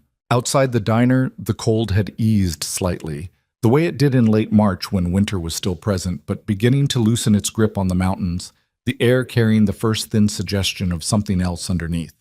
The elk above the door rocked very slightly in a wind off the peaks. The parking lot was a little fuller now, other tables filling with other Saturday mornings, other ordinary routines that looked from the outside like nothing in particular. Vanessa Sterling did not have ordinary Saturday mornings. She had not had them in 10 years, maybe more. Saturday mornings were for work that couldn't fit in the week, for the accumulated overflow of a life built on momentum. She looked at her half-empty coffee cup, and at the whale Lily was finishing with focused concentration, and at Caleb Hayes sitting across from her with his hands around his own cup, and that slightly unsettled expression that she was, against all available evidence of her own habits and disposition, finding herself wanting to see more of. "Next Saturday," she said. He nodded. Just once. Simple. The way he did things. 8:30, she said. 8:30, he agreed. Lily didn't look up from the whale, but she smiled. The second Saturday happened, then the third. By the fourth, Vanessa stopped thinking of them as a thing she was doing and started thinking of them as a thing that happened on Saturdays, which was a different kind of claim on a morning, and she was aware of the difference even if she didn't examine it too closely. Lily had opinions about everything, and delivered them with the flat certainty of someone who had not yet learned that opinions were supposed to be moderated before public release. She thought the Denver Broncos had made 3 consecutive bad draft decisions, a position she'd arrived at through her own research and was prepared to defend. She thought the green chili at Mays was superior to the green chili at the other place on Evergreen Parkway, whose name she refused to say, just referred to as the other place, with a dismissiveness that made Vanessa laugh every time. She thought Vanessa's hair was very straight and wondered aloud if it was naturally that way, or if she used something, which was the kind of question that would have been rude from an adult and was somehow entirely acceptable from an 8-year-old, and Vanessa had answered honestly. A straightening iron every morning takes about 12 minutes, and Lily had filed this information away with the same seriousness she gave to orca population data. Caleb watched these exchanges with an expression Vanessa was slowly learning to read. He'd spent 6 years raising a child on his own, which meant he had developed a very particular kind of patience, not the strained white-knuckle variety, but something more integrated. He let Lily talk. He corrected her when the directness tipped into actual rudeness, which was rare, and when he did, it was always quiet and specific. Not "don't say that," but "that question is personal, and you should ask if someone minds before you ask it." Lily absorbed these corrections the way she absorbed everything, thoroughly and without visible resentment. Vanessa found herself watching the two of them together in the way you watched something that worked well. The small economy of it, the shorthand that had developed between a father and a daughter who had been each other's primary company for most of the daughter's life. There was real warmth in it, and also something that was slightly harder to name. A weight, maybe. The specific gravity of two people who had built a life in a particular shape because circumstances had removed the option of any other shape, and who had found something real inside those constraints, and who both knew that something had been lost to get there. She didn't ask about Elena directly. Not in the first weeks. It didn't feel like the right kind of question for a booth at May's Diner with Lily coloring between them, and she had enough self-awareness to understand that she was also, maybe, not entirely ready for the answer. What she knew was this. Elena Hayes had died 6 years ago, when Lily was 2. Caleb had left Europe and brought his daughter back to Colorado. He had built a small life in a mountain town, and the life was real, and it worked, and it had cost him something significant to build it, and he had paid that cost without complaint. She knew this the same way she knew most things about Caleb, not because he told her directly, but because of the shape of what he said and didn't say, the specific places where a sentence ended before it could arrive somewhere painful. He was not evasive. He was just careful in the way that people were careful when they had learned that carelessness with certain things had consequences. She respected that. She was careful herself, in different ways, and for different reasons. The fifth Saturday was different from the others because Lily wasn't there. Caleb had texted the night before. She had his cell number now, had had it since the morning of the cold snap phone call, had used it 6 or 7 times in the week since, initially for car-related reasons, and then gradually, not, to say that Lily had a sleepover at her friend Mara's house and wouldn't be back until noon, and did Vanessa still want to do Maze? She had answered yes before she'd finished reading the message, which she noted about herself with something between amusement and mild alarm. She arrived at 8:30. He was already in the booth, which was consistent. He was always there before her, which she had come to understand was not a power move but just how he was. He arrived when he said he would arrive, and he was constitutionally unable to be late without it bothering him in a way he'd admitted to once, briefly, saying, "I don't know why it matters as much as it does. It's just how I'm wired," and she had thought about that for 2 days afterward. Without Lily between them, the booth felt different. Not uncomfortable, but different in the way a room felt different with one piece of furniture moved. The same space, the same light, but the proportions slightly altered. "She have a good time?" Vanessa asked, settling in. "She texted me at 11 last night to tell me they were watching a documentary about deep-sea fish." He poured her coffee. "The words she used were incredibly disturbing, but I can't stop watching. So I'm going to say yes." "That sounds about right for her." "Yeah." He set the carafe down. "She likes you." "I like her." It was straightforward and true. She picked up her cup. "She told me last week that I was the most actually interesting grown-up she'd met, which I think was a compliment." "It was," Caleb said. "She has a category for grown-ups who are technically functional adults, but not actually interesting people. It's not a small category. She told me. Apparently it includes her teacher's husband, 2 neighbors, and someone named Gerald from her school's parents' committee." "Gerald," Caleb confirmed, with the expression of a man who had met Gerald and found the categorization fair. Vanessa laughed, and it was the real kind. The kind that came from somewhere lower than performance, where things were actually funny. She hadn't laughed like that with anyone in a while, and she noticed it the way you noticed when something you'd been going without was suddenly available again. They ordered. She got the biscuits, which she always got now. He got an omelet with green chile that he had every week with the unself-conscious habit of a man who found something good and stopped looking. And the conversation moved into territory it had been circling for 5 Saturdays. "Tell me about the engineering work," she said. "What it was actually like, not the resume version." He looked at her for a moment, then out the window at the Evergreen Parkway, where a pickup truck was navigating a left turn with more confidence than skill. "It was the best intellectual work I've ever done," he said. "And I mean that without any complicated feelings about it. The problems were real problems. High stakes, zero tolerance for errors, and the margin where all the interesting questions lived was incredibly thin." He paused. "I was part of a small team, 6 engineers, later expanded to 9, who worked specifically on electrical systems integration for limited production runs. You'd have the base architecture that the primary teams built, and then our job was to solve the edge cases, the places where the standard design couldn't account for a specific use condition or a manufacturing variation. The Q2 ground modification, she said. That's one example. There were dozens of those over 6 years. He turned his coffee cup in his hands. You'd spend 3 weeks on a problem, and the solution would be something physically small but conceptually elegant. And elegant is the right word. Not because it was beautiful in the visual sense, but because it was exactly right. Nothing extra, nothing wasted, the minimum intervention that solved the maximum problem. She was watching him as he talked. The containment he usually wore wasn't gone exactly, but it had relaxed slightly. The way a person relaxed when they were talking about something they actually cared about. When the effort of being careful got temporarily displaced by genuine engagement. "That's how you worked on the car," she said. "When you fixed it. Minimum intervention."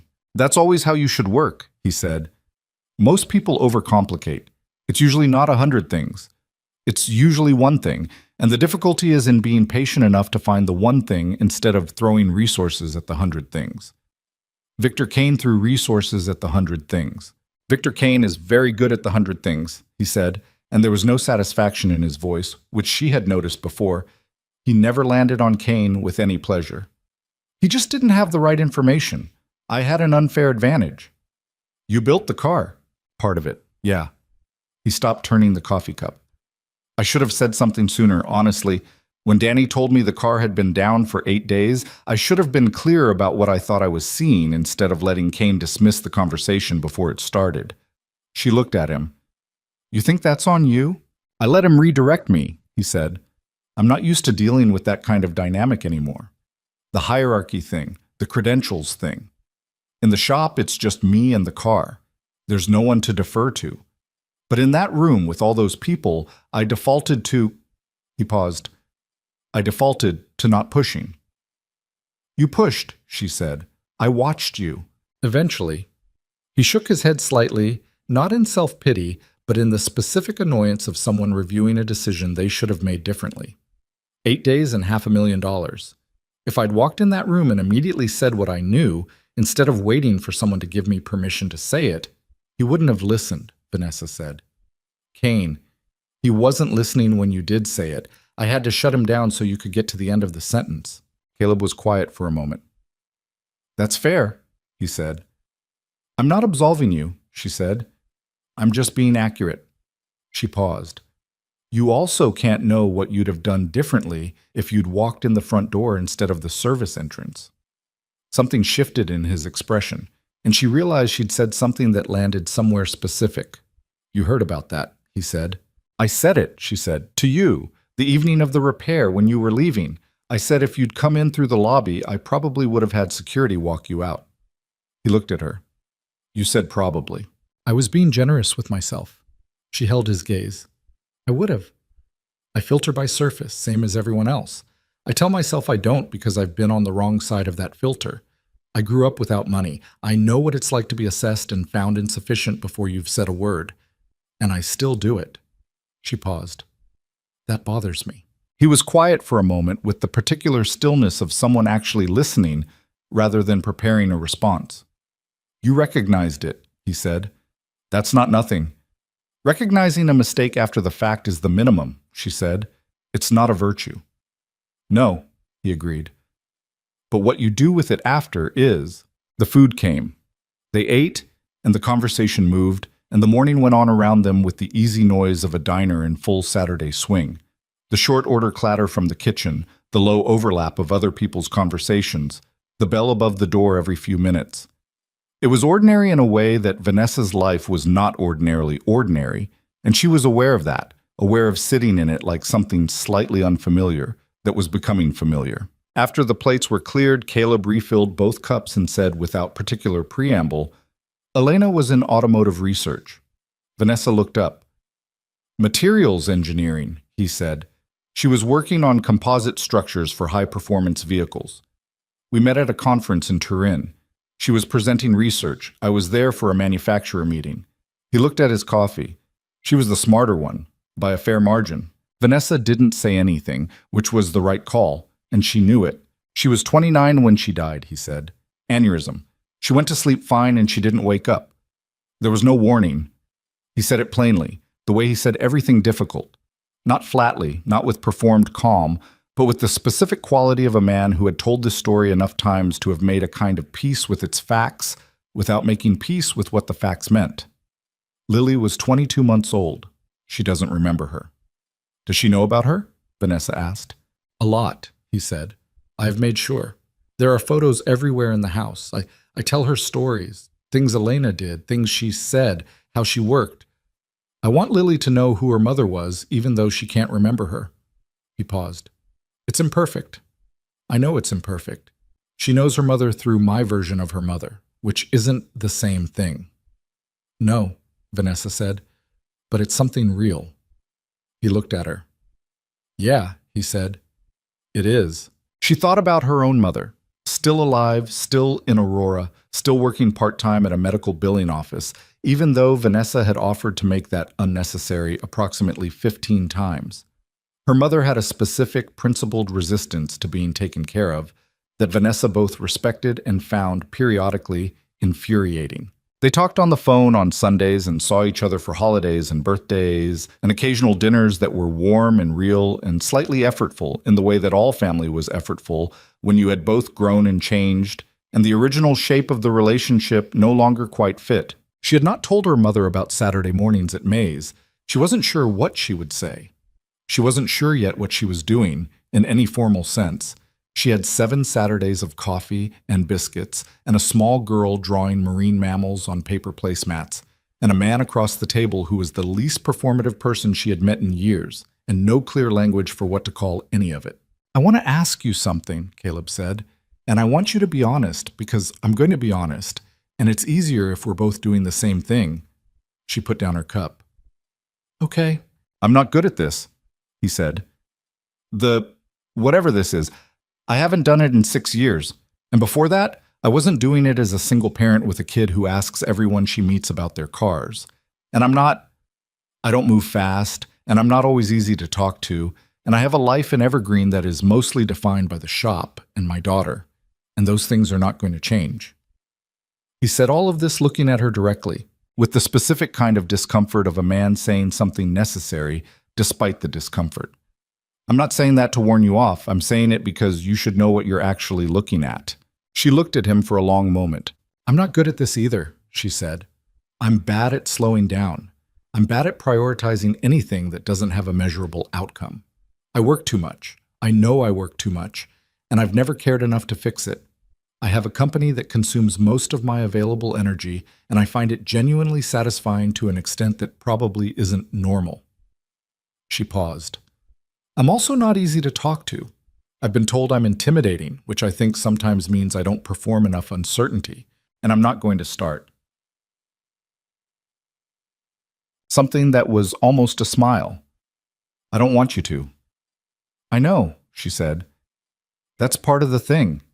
They looked at each other across the table, 2 people being accurately honest with each other in the way that was rarer than it should have been, and there was something in the plainness of it that felt more significant than a more elegant exchange would have.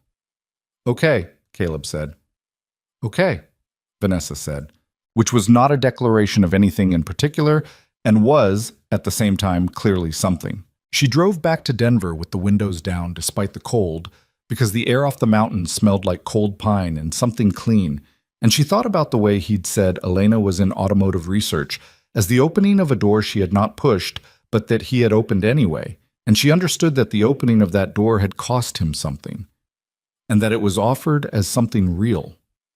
The drive was 40 minutes. She didn't put on music. 3 days later, on a Tuesday, her phone rang at 7 p.m. She was at her desk, coat still on, working through a supplier dispute that had been escalating for 2 weeks and showed no signs of resolving itself without someone losing their temper, which she was currently trying to avoid being. She picked up when she saw his name. "Hey," she said. "Hey."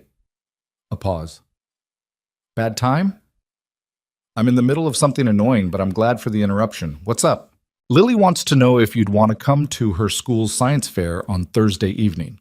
A brief pause. "She's doing a project on orca communication patterns. She's been working on it for 3 weeks, and she's been very specific about who she wants there." Vanessa held the phone against her ear and looked at the supplier dispute email on her screen. "What time?" she said.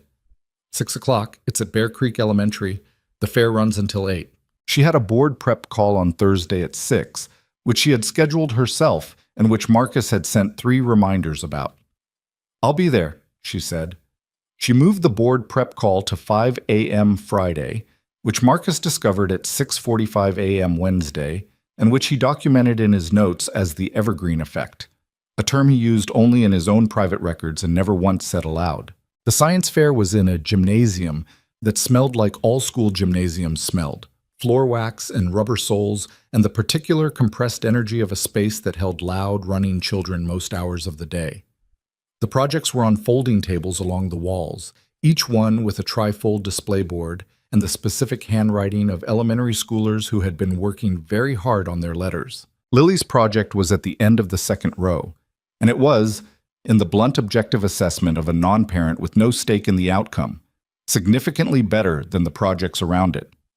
The display board was covered in careful hand lettering and hand-drawn diagrams of orca sound wave patterns, with photographs she had printed from research databases that Caleb had apparently helped her access, and a small speaker connected to Lily's tablet that played actual recordings of J-Pod vocalizations on a loop. Lily was standing in front of it with the posture of a person who was nervous but refusing to show it, in the way that looked very familiar to Vanessa because she had worn that posture herself for most of her 20s. When she saw Vanessa come through the gymnasium doors, Lily's face did something so unguarded and genuine that Vanessa felt it in her chest like a physical thing, pure, simple relief that a person she'd wanted there had arrived. "You came," Lily said. "I said I would," Vanessa said. "I know." Lily looked down for a half second, then back up. "I just wanted to make sure." Vanessa crouched down to the level of the display table. "Tell me about the project." Lily told her about the project. For approximately 22 minutes, she explained orca communication patterns with the focused intensity of a person who had prepared for this and was delighted to have an audience who was actually listening. She explained the difference between echolocation and social vocalizations. She explained why J-Pod's calls were distinct from those of K-Pod and L-Pod, and why researchers could identify individual orcas by their vocal signatures, and what the degradation of those communication patterns under conditions of acoustic pollution might mean for pod cohesion over the next 50 years. 3 other parents stopped and listened. A teacher Vanessa didn't know said, "Excellent project, Lily," with the specific warmth of someone who had watched this kid work on it and was genuinely pleased with the result. Caleb stood slightly off to the side with the expression of a father at a child's science fair. A mixture of pride so large it was slightly embarrassing and the conscious effort not to show it in a way that would embarrass the child. Vanessa caught his eye over the display board.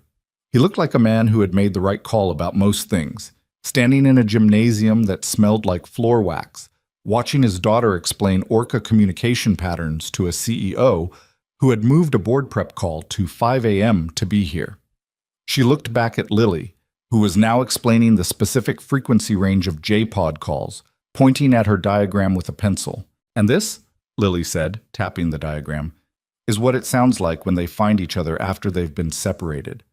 She pressed play on the tablet.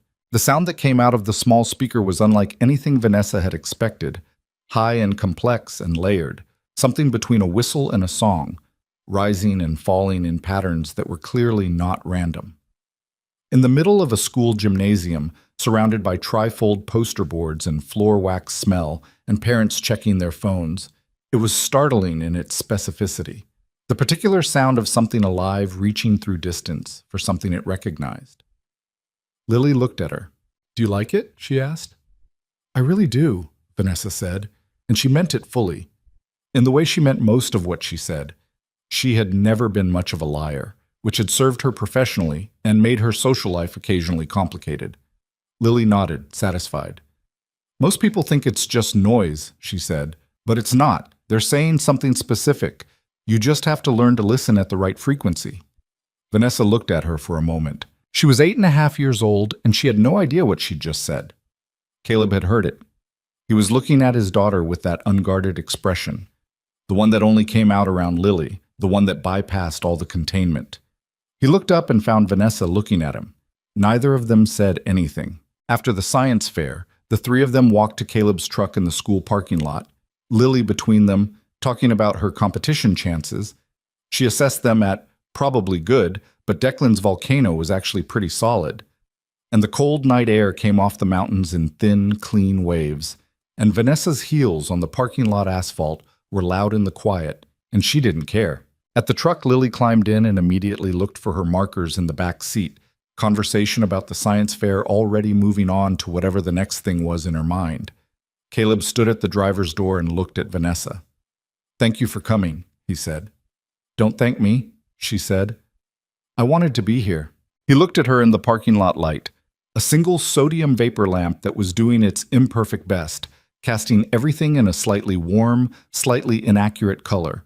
She was aware that she was standing in a school parking lot in Evergreen, Colorado, in a blazer and heels at 8:15 on a Thursday night, and that she had moved a board prep call to 5 a.m. Friday for this, and that she did not for 1 second regret it. "Vanessa," he said. "Yeah, He looked like he was going to say something specific, and then the moment calibrated itself, and what came out instead was quieter and more direct. "I'm glad you're here," he said. "I wanted you to know that." It was not a declaration. It was simpler than that and more substantial. The kind of thing that people said when they were past the point of performing anything and hadn't arrived yet at the point of saying everything, and the space in between was the realest part. "I'm glad too," she said. He nodded, just once. She walked to her car across the parking lot, and behind her she could hear Lily asking Caleb something about whether they could stop for hot chocolate, and Caleb saying they'd see, which both of them understood to mean yes, and the truck door closing, and the engine turning over with the steady, reliable sound of a machine that had been well maintained by someone who knew what he was doing. She sat in her car for a moment before starting it. The gymnasium behind her still had lights on, other families filing out, the ordinary conclusion of an ordinary school event. Her phone had 4 new messages, 2 of them work-related, which she would handle in the morning. The mountains were dark and massive in every direction, the way they always were, indifferent to everything below them in the specific way that very large, very old things were indifferent, which was not coldness but just scale. She started the car. She drove back toward Denver on I-70 with the heater running and the radio off, and she thought about frequency, about listening at the right one, about the specific sound of something alive reaching through distance for something it recognized. She had been building things her whole life, companies, systems, strategies, defenses. She was very good at building.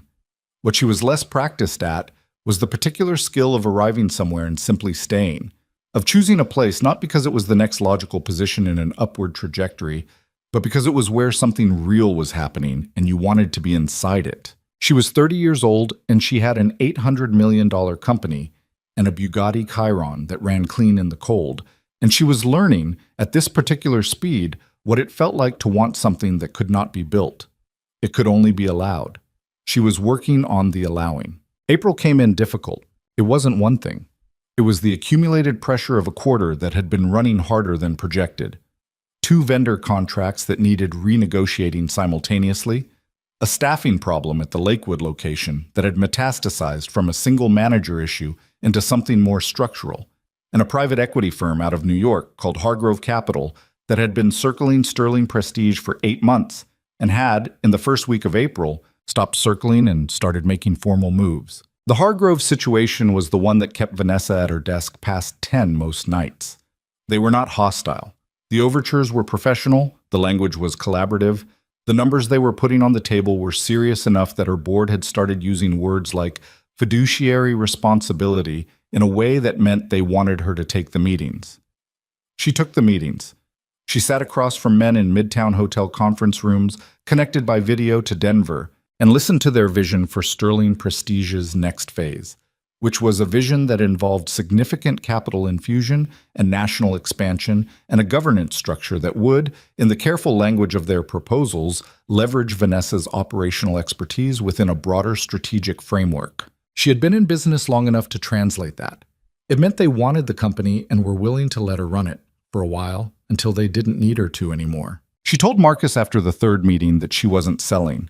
Marcus, who had worked for her for 6 years and had developed a precise instrument for detecting when her certainty was real versus when it was a position she was holding against internal pressure, wrote it down in his notes and didn't say what he was thinking, which was that the fact that she felt the need to say it aloud at all meant the pressure was getting to her. She didn't tell Caleb about Hargrove. Not immediately. She wasn't sure why. She talked to him most days, briefly, calls that started as check-ins about things that were technically work-adjacent and had gradually stopped pretending to be about anything except that she wanted to talk to him. She told him about the Lakewood staffing problem. She told him about a vintage Aston Martin DB5 that had come through the showroom and that she had walked past 3 times in one afternoon for no reason she was prepared to defend. She told him small things and large things and things that fell in between, but Hargrove she kept close, working through it alone the way she worked through things that felt like they touched the center of something she wasn't ready to share the perimeter of. The company was not just the company. She had built it from a rented bay and 2 employees and a business plan she'd written in the Aurora apartment her mother still lived in, at the kitchen table, in the specific handwriting of someone who was going to make this work or run completely out of money trying. Hargrove Capital acquiring Sterling Prestige was not the same as losing the company, technically. In the board's language, it was an exit opportunity, a liquidity event, a strategic partnership. In her language, it was someone else's hands on something she had built with her own, and the fact that the hands were well-dressed and well-funded did not change what the word hands meant. She ran harder during those weeks, logged more hours, took fewer of the deliberate pauses she had been practicing since January. Marcus noticed. Danny noticed, in his quieter way, and left a coffee on her desk one morning without being asked, which she found touching and slightly embarrassing.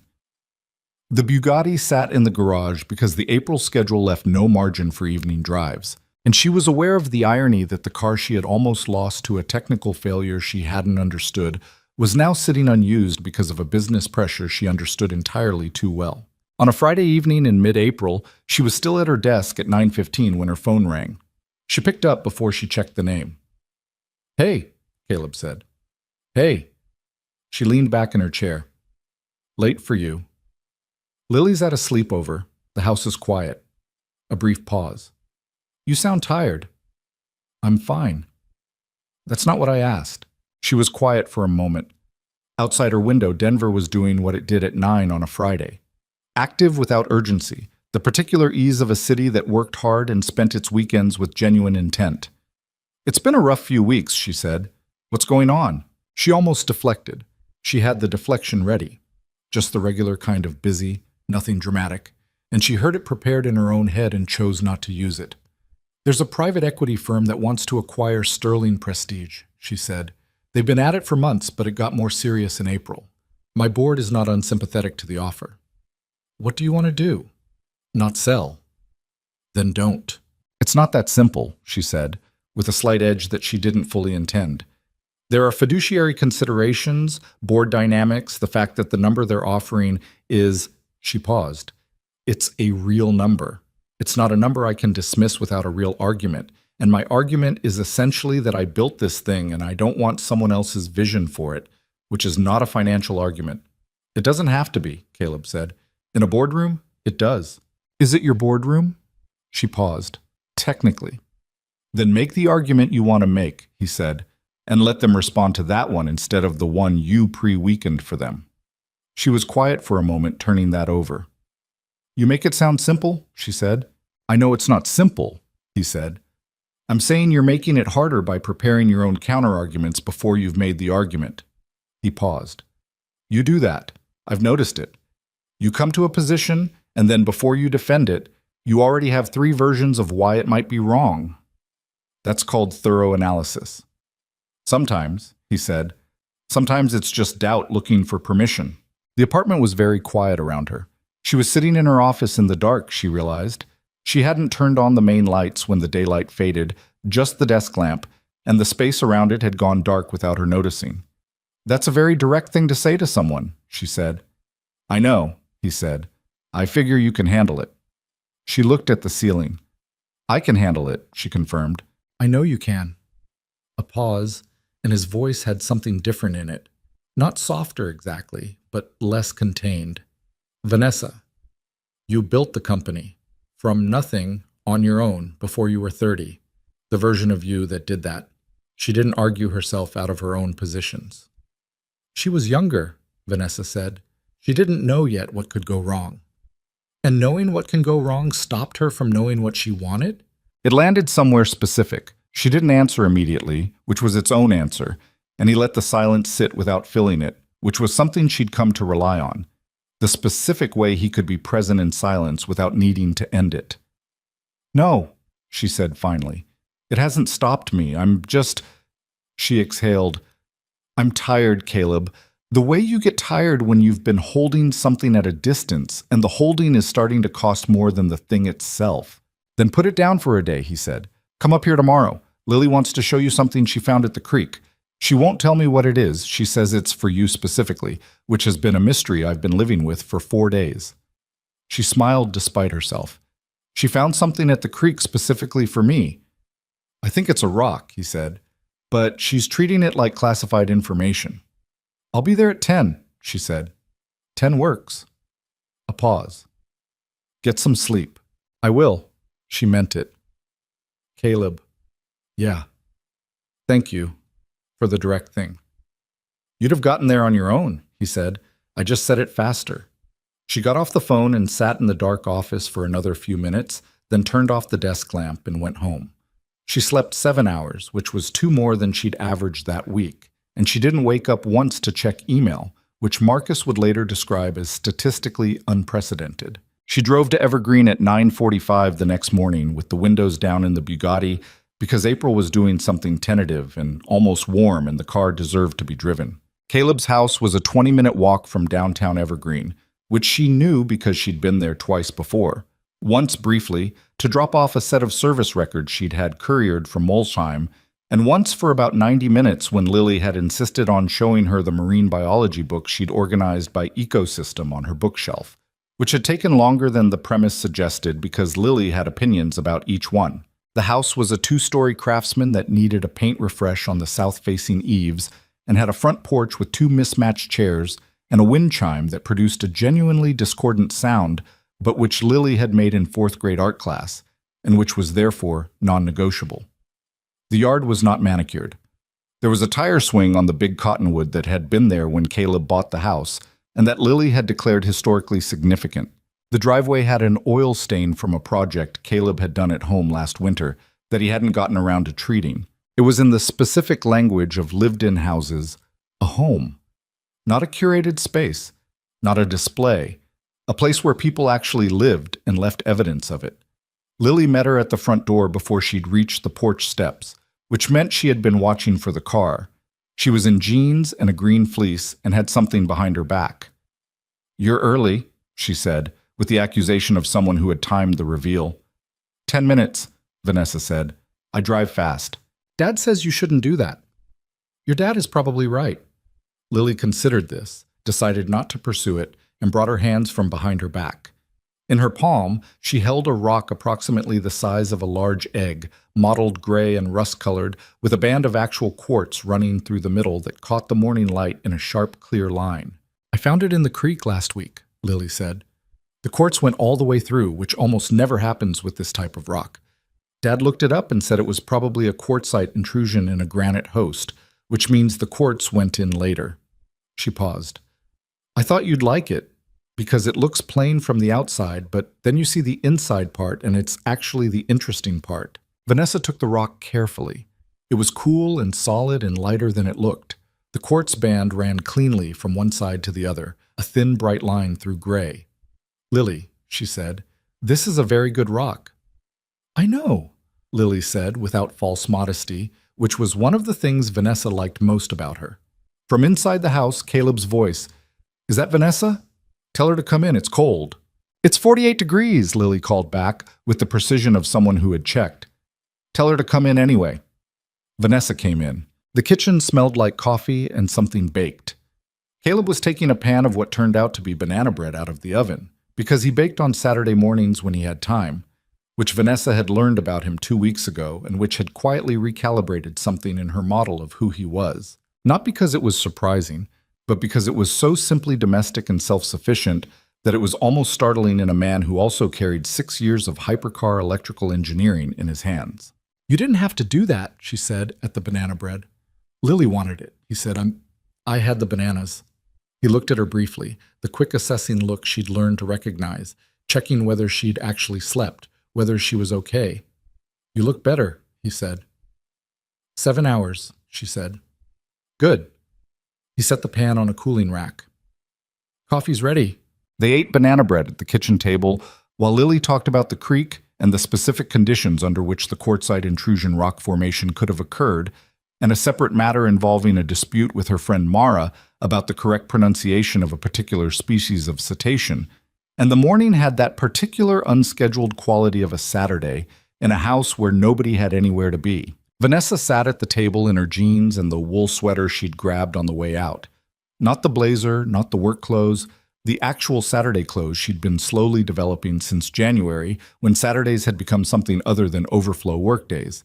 And she turned the quartzite rock over in her fingers and thought about what Caleb had said the night before. She didn't argue herself out of her own positions. After Lily disappeared upstairs to her room for the project she'd declined to specify, Caleb refilled both cups and sat back down and looked at her. "What are you going to tell the board?" he asked. "I'm going to tell them I'm not selling," she said. "And I'm going to make the argument on its own terms. This company is not ready for a private equity governance structure. Not because of my personal attachment to it, but because the operational culture we've built is the actual value driver. And PE acquisition of specialty retail and service businesses at this scale has a documented pattern of optimizing the financial metrics while degrading the thing that made the financial metrics possible." She paused. "That's the argument. It's a real one. I was dressing it up in other language because the real one felt too close to being personal." "It is personal," he said. "I know," she said, "but it's also correct." He nodded. "Those things can both be true." "They can," she said. "I just needed to separate them out enough to see that the correct part stood on its own." He looked at her across the table. "When's the board meeting?" "Thursday." "You'll be ready by Thursday." "Yes," she said. It wasn't bravado. It was just accurate. He believed her, which she could see, and which mattered to her in a way that was slightly different from how other people's confidence in her mattered. Other people's confidence was useful. It was data, it was reinforcement, it moved through the ecosystem of her professional life and did its work there. His was something else, more personal in its cost, harder to discount when it was there and harder to ignore when it wasn't. "Caleb," she said. He looked at her. "I need to ask you something, and I need you to answer it honestly, which I think you will anyway, but I want to say it first because it's an uncomfortable question." He set down his cup. "Okay. Is this?" She stopped, which was unusual for her, and she felt the stop happen and pushed through it. "I know what this is for me. I know that it's real and that it's become something I don't want to be without, which is a thing I don't say easily. But I don't always know how to read what this is for you. You're careful. I know why you're careful. I respect why you're careful. But sometimes I can't tell if the careful is just how you are or if it's distance." The kitchen was very quiet. Caleb looked at her for a long moment with that direct, attentive gaze, the one that she had first read as containment and had gradually understood was just the look of a man who was actually considering what he was about to say. "It's not distance," he said. "Okay. He stopped himself, which was unusual for him, in the same way her stop had been unusual for her. He looked at his hands on the table, then back at her. "When Elena died, I stopped being a person who made plans beyond the immediate next thing. Because the experience of making plans and having them taken from you, not even taken, just dissolved, without warning, without any rational sequence, that's not something you recover from without changing something about how you move through the world." He said it carefully, not as an excuse but as a fact he was putting on the table for her to look at. "So I do things close. I do the shop. I do Lily. I do the things in front of me. And when something new comes in," a brief pause. "When you came in, I moved slowly because moving slowly is what I know how to do right now. Not because I was unsure about you. Because I was sure about you, and that was actually the scarier thing." She held that. "Being sure about someone again," she said. "Yeah," he said. "After you've been sure about someone and then they were just gone." He looked at her directly. "It's not distance. I'm relearning how to be in something without holding the exit in my peripheral vision the whole time." She reached across the table and put her hand on his, which was neither impulsive nor calculated but just the right thing to do in the moment she was in. His hand turned under hers, not pulling away, the opposite, fingers settling around hers with the careful deliberateness of someone who had decided. "I'm not going anywhere," she said. "I know," he said. "That's the part I'm working on believing." They sat there for a while with the morning going on around them, the wind chime making its graceless sound on the porch, the cottonwood doing something noisy in a breeze off the mountain, the banana bread cooling on the rack. Upstairs, Lily's footsteps moved across the ceiling with the particular rhythm of a child doing something focused and self-directed. Neither of them moved to fill the silence. It was 2 weeks later when the other thing happened, which was the thing Vanessa had not planned for, and which arrived in the specific way that things arrived when you had been too busy managing one crisis to notice the approach of a different kind. She got the call on a Wednesday morning at 8 a.m., from a number she recognized as a Los Angeles area code she had seen before, but took a moment to place. She picked up while walking through the Sterling Prestige lobby. The call was from a man named Richard Ashby, who was a director at Wentworth Automotive Group, a large Los Angeles-based dealership conglomerate that she knew by reputation and had competitive awareness of in two of her markets. He was polite, well-spoken, efficient. He wanted to arrange a lunch meeting at her earliest convenience to discuss a matter of mutual professional interest. She said she'd have her office reach out to coordinate, which was not a yes and not a no, and got off the phone and stood in the lobby for a moment, turning the call over. She called Marcus. "Did you get anything from Wentworth Automotive recently?" she said. "No," Marcus said, immediately alert. "Why?" She told him about the call. There was a brief silence. "I'll look into it," he said. "How long ago did they call?" 4 minutes. "I'll have something by noon." What Marcus had by noon was a piece of intelligence that was either a coincidence or wasn't, and Vanessa spent the afternoon trying to determine which. Wentworth Automotive Group was a portfolio company. The majority stakeholder in its parent holding company was a private equity firm. The firm was Hargrove Capital. She sat with that for an hour, running it from different angles, and the picture it assembled was consistent regardless of the angle. Hargrove, having been told she wasn't selling, had gone to a different play: lateral pressure through a market competitor, the attempt to create a pincer through competitive threat and acquisition offer simultaneously. It was not an unusual move in PE-driven consolidation strategy. She had read about it being done to others. She had not expected to be the subject of it, which was a failure of imagination she held against herself even as she was acknowledging the move. She was not frightened by it. She was more specifically angry, the specific, clean-burning kind of anger that came not from being threatened but from being underestimated. The assumption that the pressure of a competitive flank would move her where direct acquisition had not was a miscalculation about what kind of person she was, and she found miscalculations about her character considerably more motivating than straightforward opposition. She called her lawyer. She called Marcus back. She spent 2 hours building the board argument she'd been preparing since the Friday night call with Caleb, and it was better than she'd thought it would be, tight and specific and correct. The personal argument and the analytical argument fully integrated rather than one hiding behind the other. She had the board meeting Thursday at 2. She did not sleep well Wednesday night, but she slept 4 hours, which was honest rather than impressive, and she knew the difference. She was up at 4:30, made coffee, worked through the argument 3 more times, found one place where the reasoning had a gap, and closed it. She called Caleb at 6:15. She knew he was up. He opened the shop at 7:30 and was always up by 6. "I figured out the Hargrove thing," she said without preamble. "Tell me," he said. She told him. He listened without interrupting, which was what she needed and which she had come to rely on. The specific quality of his attention, the way it was fully present without filling the space she needed to think inside. When she finished, he said, "What are you going to do?" "Win the board meeting," she said. "Take the Wentworth call and be polite and give them nothing, and then watch Hargrove recalibrate when neither pressure point works. And if the board goes the other way." She was quiet for a moment. "They won't," she said. "But if they do, I'll deal with it." "Okay," he said. "That's it? Okay?" "You don't need me to tell you what to do," he said. "You've already figured it out. You needed to say it to someone and hear it out loud." She exhaled. "Yeah," she said. "I did." "How are you actually doing?" he asked. She thought about it honestly, which was something she did more readily now than she had in January. The question deserved its actual answer rather than the reflex answer. "I'm angry," she said, "which is better than scared. And I'm tired in the way I get tired when something has been trying to take something I built, and the tired is clean. It's the right kind." "Fighting tired," he said. "Exactly." "Good," he said. "That's the one that wins." She got off the phone and finished her coffee and looked at the Bugatti parked in the corner of her garage, dark and quiet, and exactly as it was supposed to be.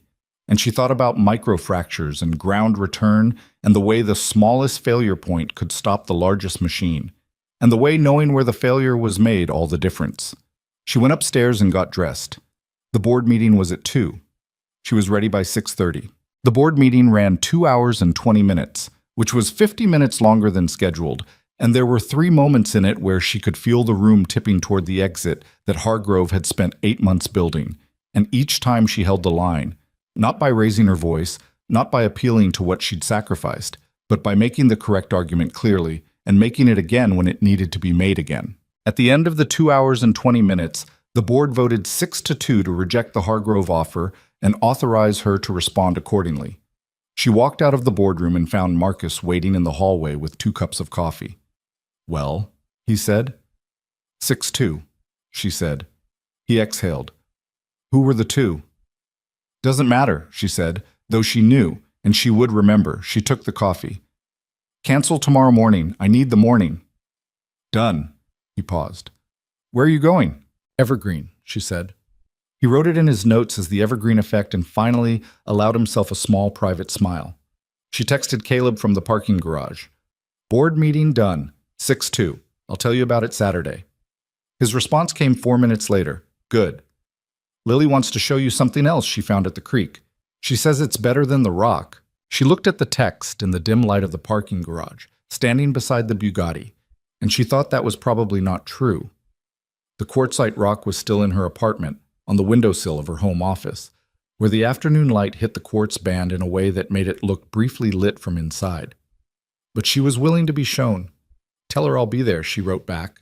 She drove home through Denver in the dark, the city folding itself around her, the mountains invisible but present in every direction, the way they always were. The second thing Lily found at the creek was not better than the rock. It was a piece of weathered glass, green, almost certainly from a bottle, worn smooth by water and time, until every edge was gone, and the surface had taken on the milky, soft quality of something that had been tumbling through cold water for longer than anyone could reasonably estimate. Lily had found it wedged between 2 stones in the shallower part of the creek, where the current slowed, and she had cleaned it on her fleece and carried it home in her jacket pocket and presented it to Vanessa the following Saturday, with the same serious ceremony she had given the rock. "It's not as geological," Lily admitted, which was an honest concession Vanessa respected, "but I thought it was interesting because it used to be sharp and now it isn't. Dad said that's called abrasion." "Your dad is correct," Vanessa said, turning it in her fingers. The glass caught the late April light with a muted, diffused glow. Nothing like the clean spark of the quartz, but something quieter and, in its way, more considered. "Do you like it?" "I like it very much," Vanessa said. The glass went on the windowsill next to the rock. Marcus noticed it one morning when he came to drop off documents at her apartment and said nothing, which was its own kind of comment. May arrived, and the pressure from Hargrove did not immediately dissipate, because these things never did immediately. They withdrew the formal offer following the board vote, as she had expected, and the Wentworth contact went quiet after a polite, unrevealing lunch, in which Vanessa gave away exactly nothing and confirmed exactly nothing, and drove back to Denver on I-70 with the particular satisfaction of a person who had sat in a room and been completely themselves and let that be sufficient. But the residue of the pressure stayed in the business for a few weeks. 2 board members who had voted against her were careful in meetings in the specific way that people were careful when they were recalibrating, and she navigated that with the patient attention it required. She didn't punish the 2 votes. She simply kept doing the work and let the work be the argument. The Lakewood staffing problem resolved itself, or rather she resolved it, by making the hard call she had been circling for 6 weeks, letting the manager go, restructuring the reporting chain, promoting a 28-year-old service advisor named Priya who had been doing the job of 2 people without the title, and who, when Vanessa called her personally to offer the position, was so briefly speechless that Vanessa felt the specific satisfaction of a decision that had been obviously correct all along and had simply needed someone to make it. Priya said yes before Vanessa finished the offer. "Good," Vanessa said. "Marcus will have the paperwork to you today." "Ms. Sterling." "Vanessa." A pause. "Vanessa. Thank you." "Don't thank me," she said. "You already did the job. I'm just making the paperwork match reality." She told Caleb about it that evening on the phone. He said that was the right call, without elaborating, and she knew he meant it because he didn't elaborate when he didn't mean something, which was a form of honesty she'd come to value the way you valued a tool that worked exactly as described. Sometime in mid-May, without any specific conversation about it, the Saturday mornings at May's expanded. Not dramatically, not a declaration, not a formalization, just the gradual accumulation of a different kind of presence. She stayed later. Once she stayed for dinner, which turned into Lily insisting she try the specific pasta Caleb made on Friday nights, which was a simple aglio e olio with a handful of modifications Lily had lobbied for over the years, and which was, despite its simplicity, genuinely one of the better things Vanessa had eaten in months. She told him that. "It's not complicated," he said. "A lot of good things aren't," she said. Lily looked between them and said nothing, which was unusual enough that both adults noticed it. Her expression was the one she wore when she was processing something she already understood and was waiting for the adults to catch up. On the last Saturday of May, Caleb asked her to take a drive with him. Not in the Bugatti, in the Chevy, just the two of them, Lily at Mara's for the afternoon, the mountain roads open and winding through pine and rock above evergreen, the kind of roads that existed specifically for a Saturday afternoon when you had nowhere to be and a working vehicle and someone to be not nowhere with. He drove. She sat with the window down and her feet on the dash. She had never done this in anyone else's car in her adult life, and she wasn't fully sure what that meant, only that it didn't feel worth overthinking. And they went up into the mountains on a road that got narrower and steeper, and finally opened into a pull-off with a view west that was, in the plain and cliched and completely accurate truth of it, one of the more beautiful things she had seen. The Rockies went on in every direction, still carrying snow on the upper elevations, the afternoon light coming in at a long angle that turned everything gold and gray and sharp. Below them, evergreen was invisible, and Denver was invisible, and there was just the mountain and the road and the truck parked on the gravel shoulder with the engine ticking as it cooled. They sat on the truck's tailgate. The altitude was noticeable, a slight thinness to the air that reminded you where you were. "I come up here sometimes when I need to think," he said. "What do you think about?" "Different things."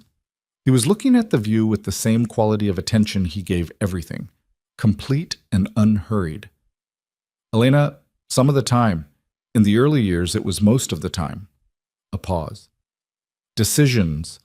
Whether the shop needs a third employee, whether Lily's math teacher is actually as ineffective as Lily claims." He glanced at her briefly. "You, lately." She looked at him. "What about me?" she asked. "Whether you're going to be okay," he said. "With all of it. The Hargrove thing, the company, the speed you run at." He looked back at the view. "Whether what you have in Denver and what's happening up here, whether those things can exist together without one of them eventually consuming the other." She was quiet for a moment.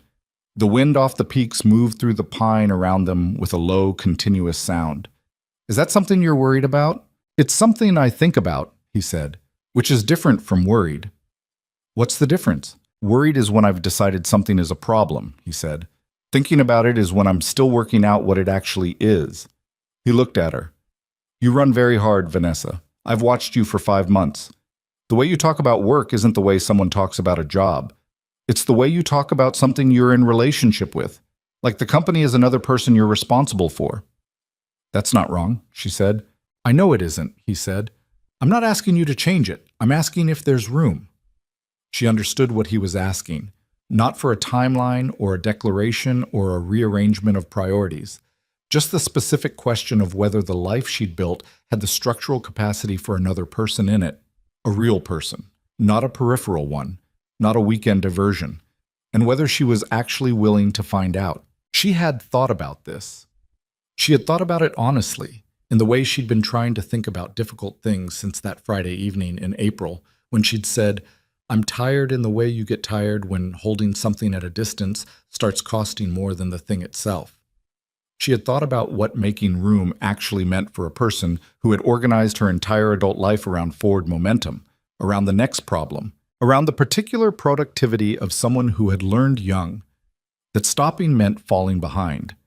And falling behind meant going back to the apartment in Aurora and the bills on the kitchen table and the careful, exhausted face of her mother doing the math. She had thought about all of that. "There's room," she said. "I'm not saying it's going to be easy or that I'm going to get it right every time. I know myself well enough to know I'll disappear into work during bad stretches, and I'll be hard to reach, and I'll make decisions that feel unilateral even when I don't mean them to." She looked at him directly. "I'm not a person who doesn't have sharp edges. But I'm also not a person who wants to spend my life in a company's glass tower, having earned everything and chosen nothing. He looked at her. I choose this, she said. I want to be clear about that, not as something that fits into my schedule, as something I'm choosing. The wind moved through the pines. Below them, somewhere on the road they'd driven up, a car passed and disappeared. Caleb reached over and put his hand over hers where it rested on the tailgate. Not dramatically, just the way he did things, with quiet deliberateness and no performance. I choose it too, he said. They stayed there until the light started changing and the temperature dropped in the particular way. Mountain temperatures dropped when the sun got low, quickly and without negotiation, and they got back in the truck and drove down the mountain the same way they'd come up, without rushing, without filling the silence with anything it didn't need. It was not a resolution of everything. Real things were not resolved in a single afternoon on a mountain road. They both understood, in the way that adults understood things they had been taught by loss and difficulty and the specific education of having made mistakes they couldn't undo, that what they were choosing was the ongoing work of it, not the completion. There were going to be hard months. There were going to be moments when the distance between Denver and Evergreen felt like a decision rather than a geographic fact, when her work swallowed the calendar and his instinct was toward privacy rather than conversation, when Lily's needs intersected with their needs, and the intersection was complicated. They knew all of that. They chose anyway. June was the month that things stabilized. It was not dramatic. It was just the ordinary evidence of things that had been in motion finding their level. The board settled. The Lakewood location, under Priya's management, had its best month in 18 months. Hargrove Capital moved on to other targets, which Marcus tracked with the quiet satisfaction of a man who had maintained a running document of their moves for 8 months and was now filing it away. The vendor contracts were renegotiated on terms that were fair rather than favorable, which Vanessa accepted because fair was sustainable and favorable wasn't always, a distinction she had learned to make over years of watching other people learn it the expensive way. She started taking Saturday mornings fully off. Not mostly off, not off except for the urgent things, but fully phone on, because she was not a person who turned her phone off and didn't pretend to be, but with the genuine intention of being somewhere other than the problem. Marcus adjusted the schedule around it. He did not make a thing of it. He simply restructured the calendar so that Saturday mornings existed as what they were, which was the kind of operational support that was worth considerably more than its description. She told her mother about Caleb in early June on one of their Sunday phone calls. Her mother was quiet for a moment after she described him. The shop in Evergreen, the daughter, the history in European engineering, the way he fixed her car, the way he looked at his kid at a science fair. He sounds like a serious person, her mother said. He is, Vanessa said. Are you being careful? I'm trying not to be too careful, Vanessa said, which was not the answer her mother expected, but was the honest one. Another pause. That's probably right, her mother said, which was the closest thing to unsolicited approval Vanessa had received from her in several years, and which she held on to with the specific appreciation of a person who knew what it had cost to say. She brought her mother to Evergreen at the end of June, not announced as anything, not framed as an introduction or an occasion. Just a Saturday morning at Mays, which had been a Saturday morning at Mays for 4 months now, with one additional person. Her mother, Dorothy Sterling, was 61 years old and had worked in hospital billing for 30 years, and had raised a daughter on her own in a 2-bedroom apartment, and had watched that daughter build something from nothing, and had never once asked Vanessa to be anything other than exactly what she was, which was a thing Vanessa had not always fully understood was rare and was only beginning to properly appreciate. Dorothy and Lily met each other with the same directness. Lily because she was 8 and didn't know how to be indirect. Dorothy because she was 61 and had stopped seeing the point. Lily asked Dorothy about her job, and Dorothy asked Lily about orcas. And by the time the food arrived, they were in an involved discussion about healthcare system inefficiencies that Vanessa would not have predicted, and which Caleb met with an expression of genuine, entertained disbelief. "Is this normal?" he said quietly to Vanessa, while Dorothy was explaining the billing process for emergency room visits to a child who was listening with total focus. "My mother talks to everyone like they're adults," Vanessa said. "Lily talks to everyone like they're slightly less interesting than orcas, but worth the conversation. They found common ground fast. They're both very direct people," she said. "It's efficient." He looked at her. Something in the look was easy in a way that earlier looks had not been, less held back, the way a person looked when they were no longer rehearsing. "You're like her," he said. "Your mother." "She'd say I'm worse," Vanessa said. "Worse isn't the word I'd use." Across the table, Dorothy had moved on from hospital billing to asking Lily about the science fair project, which Lily was now recapping in full, apparently from the beginning, with Dorothy asking specific and intelligent questions that kept propelling the recap forward. The green chili burritos arrived, and nobody stopped talking. Vanessa looked at all of it. Her mother and this child at the same table, Caleb beside her with his coffee, and his easy competence, and the scar on his wrist, and the notebook in his jacket pocket, the elk over the door, the morning light coming through the diner windows at its particular Saturday angle. And she felt something that she did not immediately try to name, because she had learned, slowly and against her instincts, that some things were better experienced before they were analyzed. She knew what it was, though. It was the feeling of being, for the first time in longer than she could accurately trace, fully inside her own life rather than building toward one. The year had taught her things. Not in the way years were supposed to teach you things in the stories people told about years. Not cleanly or completely, or with the satisfying arc of lessons applied and wisdom earned. The actual texture of it was rougher than that, more specific. There had been a car she could not fix, and a man who arrived by accident, and the particular education of watching someone do a thing simply and correctly with a flashlight and a multimeter while her $500,000 expert stood watching. There had been the board meeting and the Hargrove pressure and the cold months of April. There had been a rock with quartz running through it and a piece of worn glass, and a small girl explaining the vocalization patterns of a whale with the certainty of someone who found the world genuinely interesting and had not yet been talked out of that position. She thought about what she had believed before this year about the shape a life should take.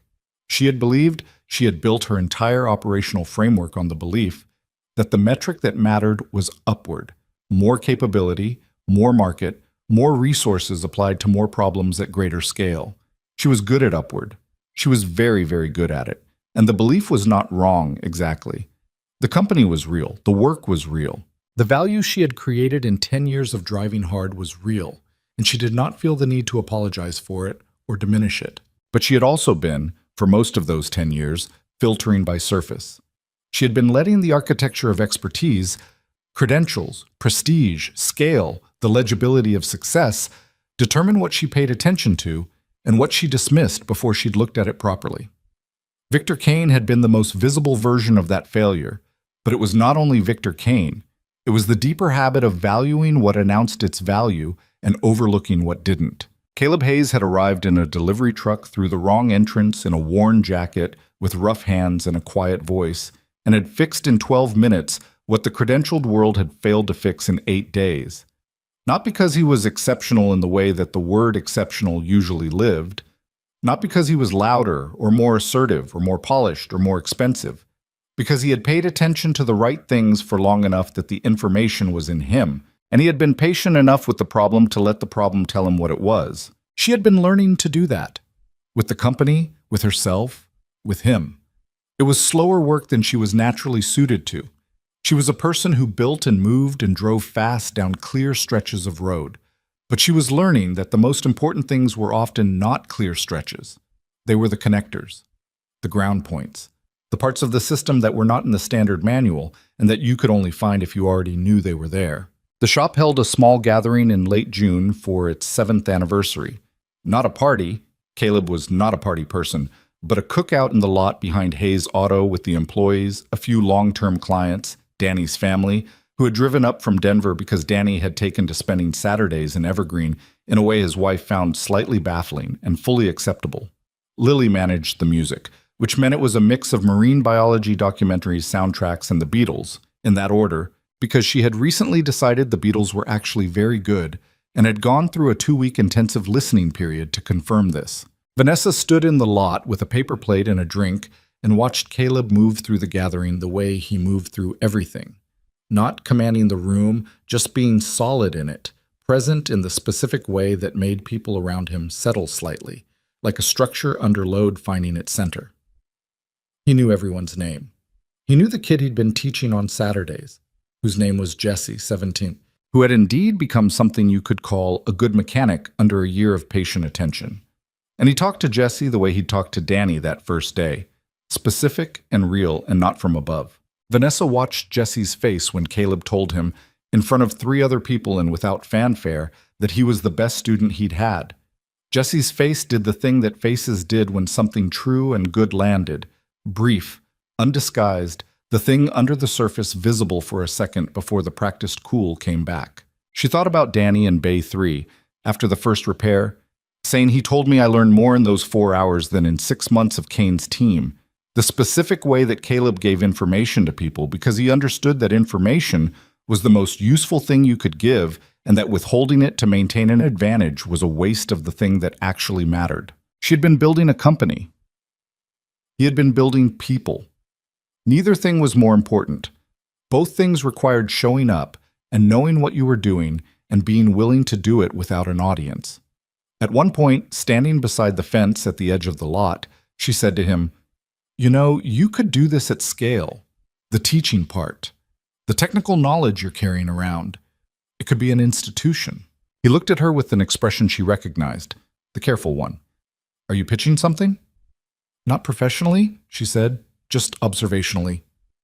"Observationally," he repeated. "You have a rare combination of actual expertise and the ability to transfer it," she said. "Most people with expertise either can't transfer it or won't. You do both. That's uncommon." She paused. "I'm not suggesting you change what you're doing. I'm saying I see it." He was quiet for a moment. "I know you see it," he said.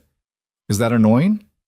"A little," he said without particular heat, "but only because it makes me think about things I'm not sure I've decided about yet." "That's not the worst reason to be annoyed." "No," he agreed. She bumped his shoulder with hers, which was small and casual and the most physically unguarded thing she could remember doing with another adult in a long time. And he looked at her and the almost smile came, the minimal one, which she had come to understand was worth considerably more than other people's full expressions. They stayed until the light went low, and Lily had explained the Beatles to Jesse in a way that involved a detailed comparison of Abbey Road and whale song complexity, which Jesse appeared to find both confusing and somehow compelling. It was the last Saturday in June. In 3 days it would be July, and the summer would open up, and the mountains would lose their snow gradually, and the roads above Evergreen would be clear, and the light would be long, and things would keep being what they were, imperfect, real, ongoing. She drove back to Denver later that evening, the Bugatti on I-70 in the summer dark, moving through the canyon where the rock walls came close on both sides, and the headlights picked out the road one curve at a time. The engine was exactly what it should be, ground clean, continuity confirmed, every system talking to every other system in the precise and reliable way it had been designed to do. She thought about a secondary ground point behind a battery module, on a left rear frame rail, in a hidden compartment behind a panel that looked like a structural fairing. A connection so small that no automated diagnostic would find it. A failure so minor in warm temperatures that it didn't matter. And in the cold, in the sustained cold, when the metal contracted and the tolerance closed and the margin disappeared, everything stopped. The smallest fault in the system. The one nobody thought to look for. She had spent most of her adult life building systems and protecting them against the visible failures. The big, diagnosable, expensive failures that justified expensive solutions and credentialed experts and organized responses. She had been competent at that. She had been, by most measures, exceptional at it. What she had been worse at was the secondary connections. The things that ran in parallel to the main architecture, undocumented, unsupported, carrying part of the load without announcement. The connections that only became visible when they failed, and that failed not catastrophically but quietly, at the threshold where tolerance ran out. She was learning to maintain those. It was slower than building. It required a different kind of attention, less dramatic, less measurable, less legible to the people who evaluated outcomes by visible scale. It required looking at the things that didn't announce themselves and understanding that they were part of what made everything run. It required, she thought, pulling through the canyon on the other side where the lights of Denver's eastern sprawl began to show against the night sky. The kind of knowledge you could only have if someone had put it there once, in another life, and you'd carried it with you without always knowing what you'd someday need it for. She arrived home at 10:30. The apartment was quiet, and the windowsill held a rock and a piece of worn glass. And her phone had 3 work emails she'd answer in the morning, and 1 text from Caleb that said, "Only safe drive," and 1 from Lily that said the Orca talk went well. Jessie thinks the Beatles are okay now. She answered Caleb first. "Safe. Thank you for tonight." His response came back in under a minute. "Next Saturday." "Next Saturday," she wrote back. She set her phone down and stood at the window for a moment, looking at the city. Denver lit and busy and going about its Saturday night with the uncomplicated energy of a place that didn't ask to be appreciated and went on regardless. Somewhere west of it, the mountains rose in the dark, past seeing but permanently present, the way the important things were present, not always visible, not always available to the diagnostic tools you had on hand, but there. Foundational, carrying the load. She turned off the lamp. She slept without checking email, which she had been doing more often now, which was not a transformation or a reinvention. It was just a small adjustment to the ground return, a micro-correction so minor that no automated system would have registered it. But in the cold, in the sustained cold, when everything contracted and the margins disappeared, it was exactly what made the difference between a machine that stopped and a machine that ran. She knew that now. She had been taught.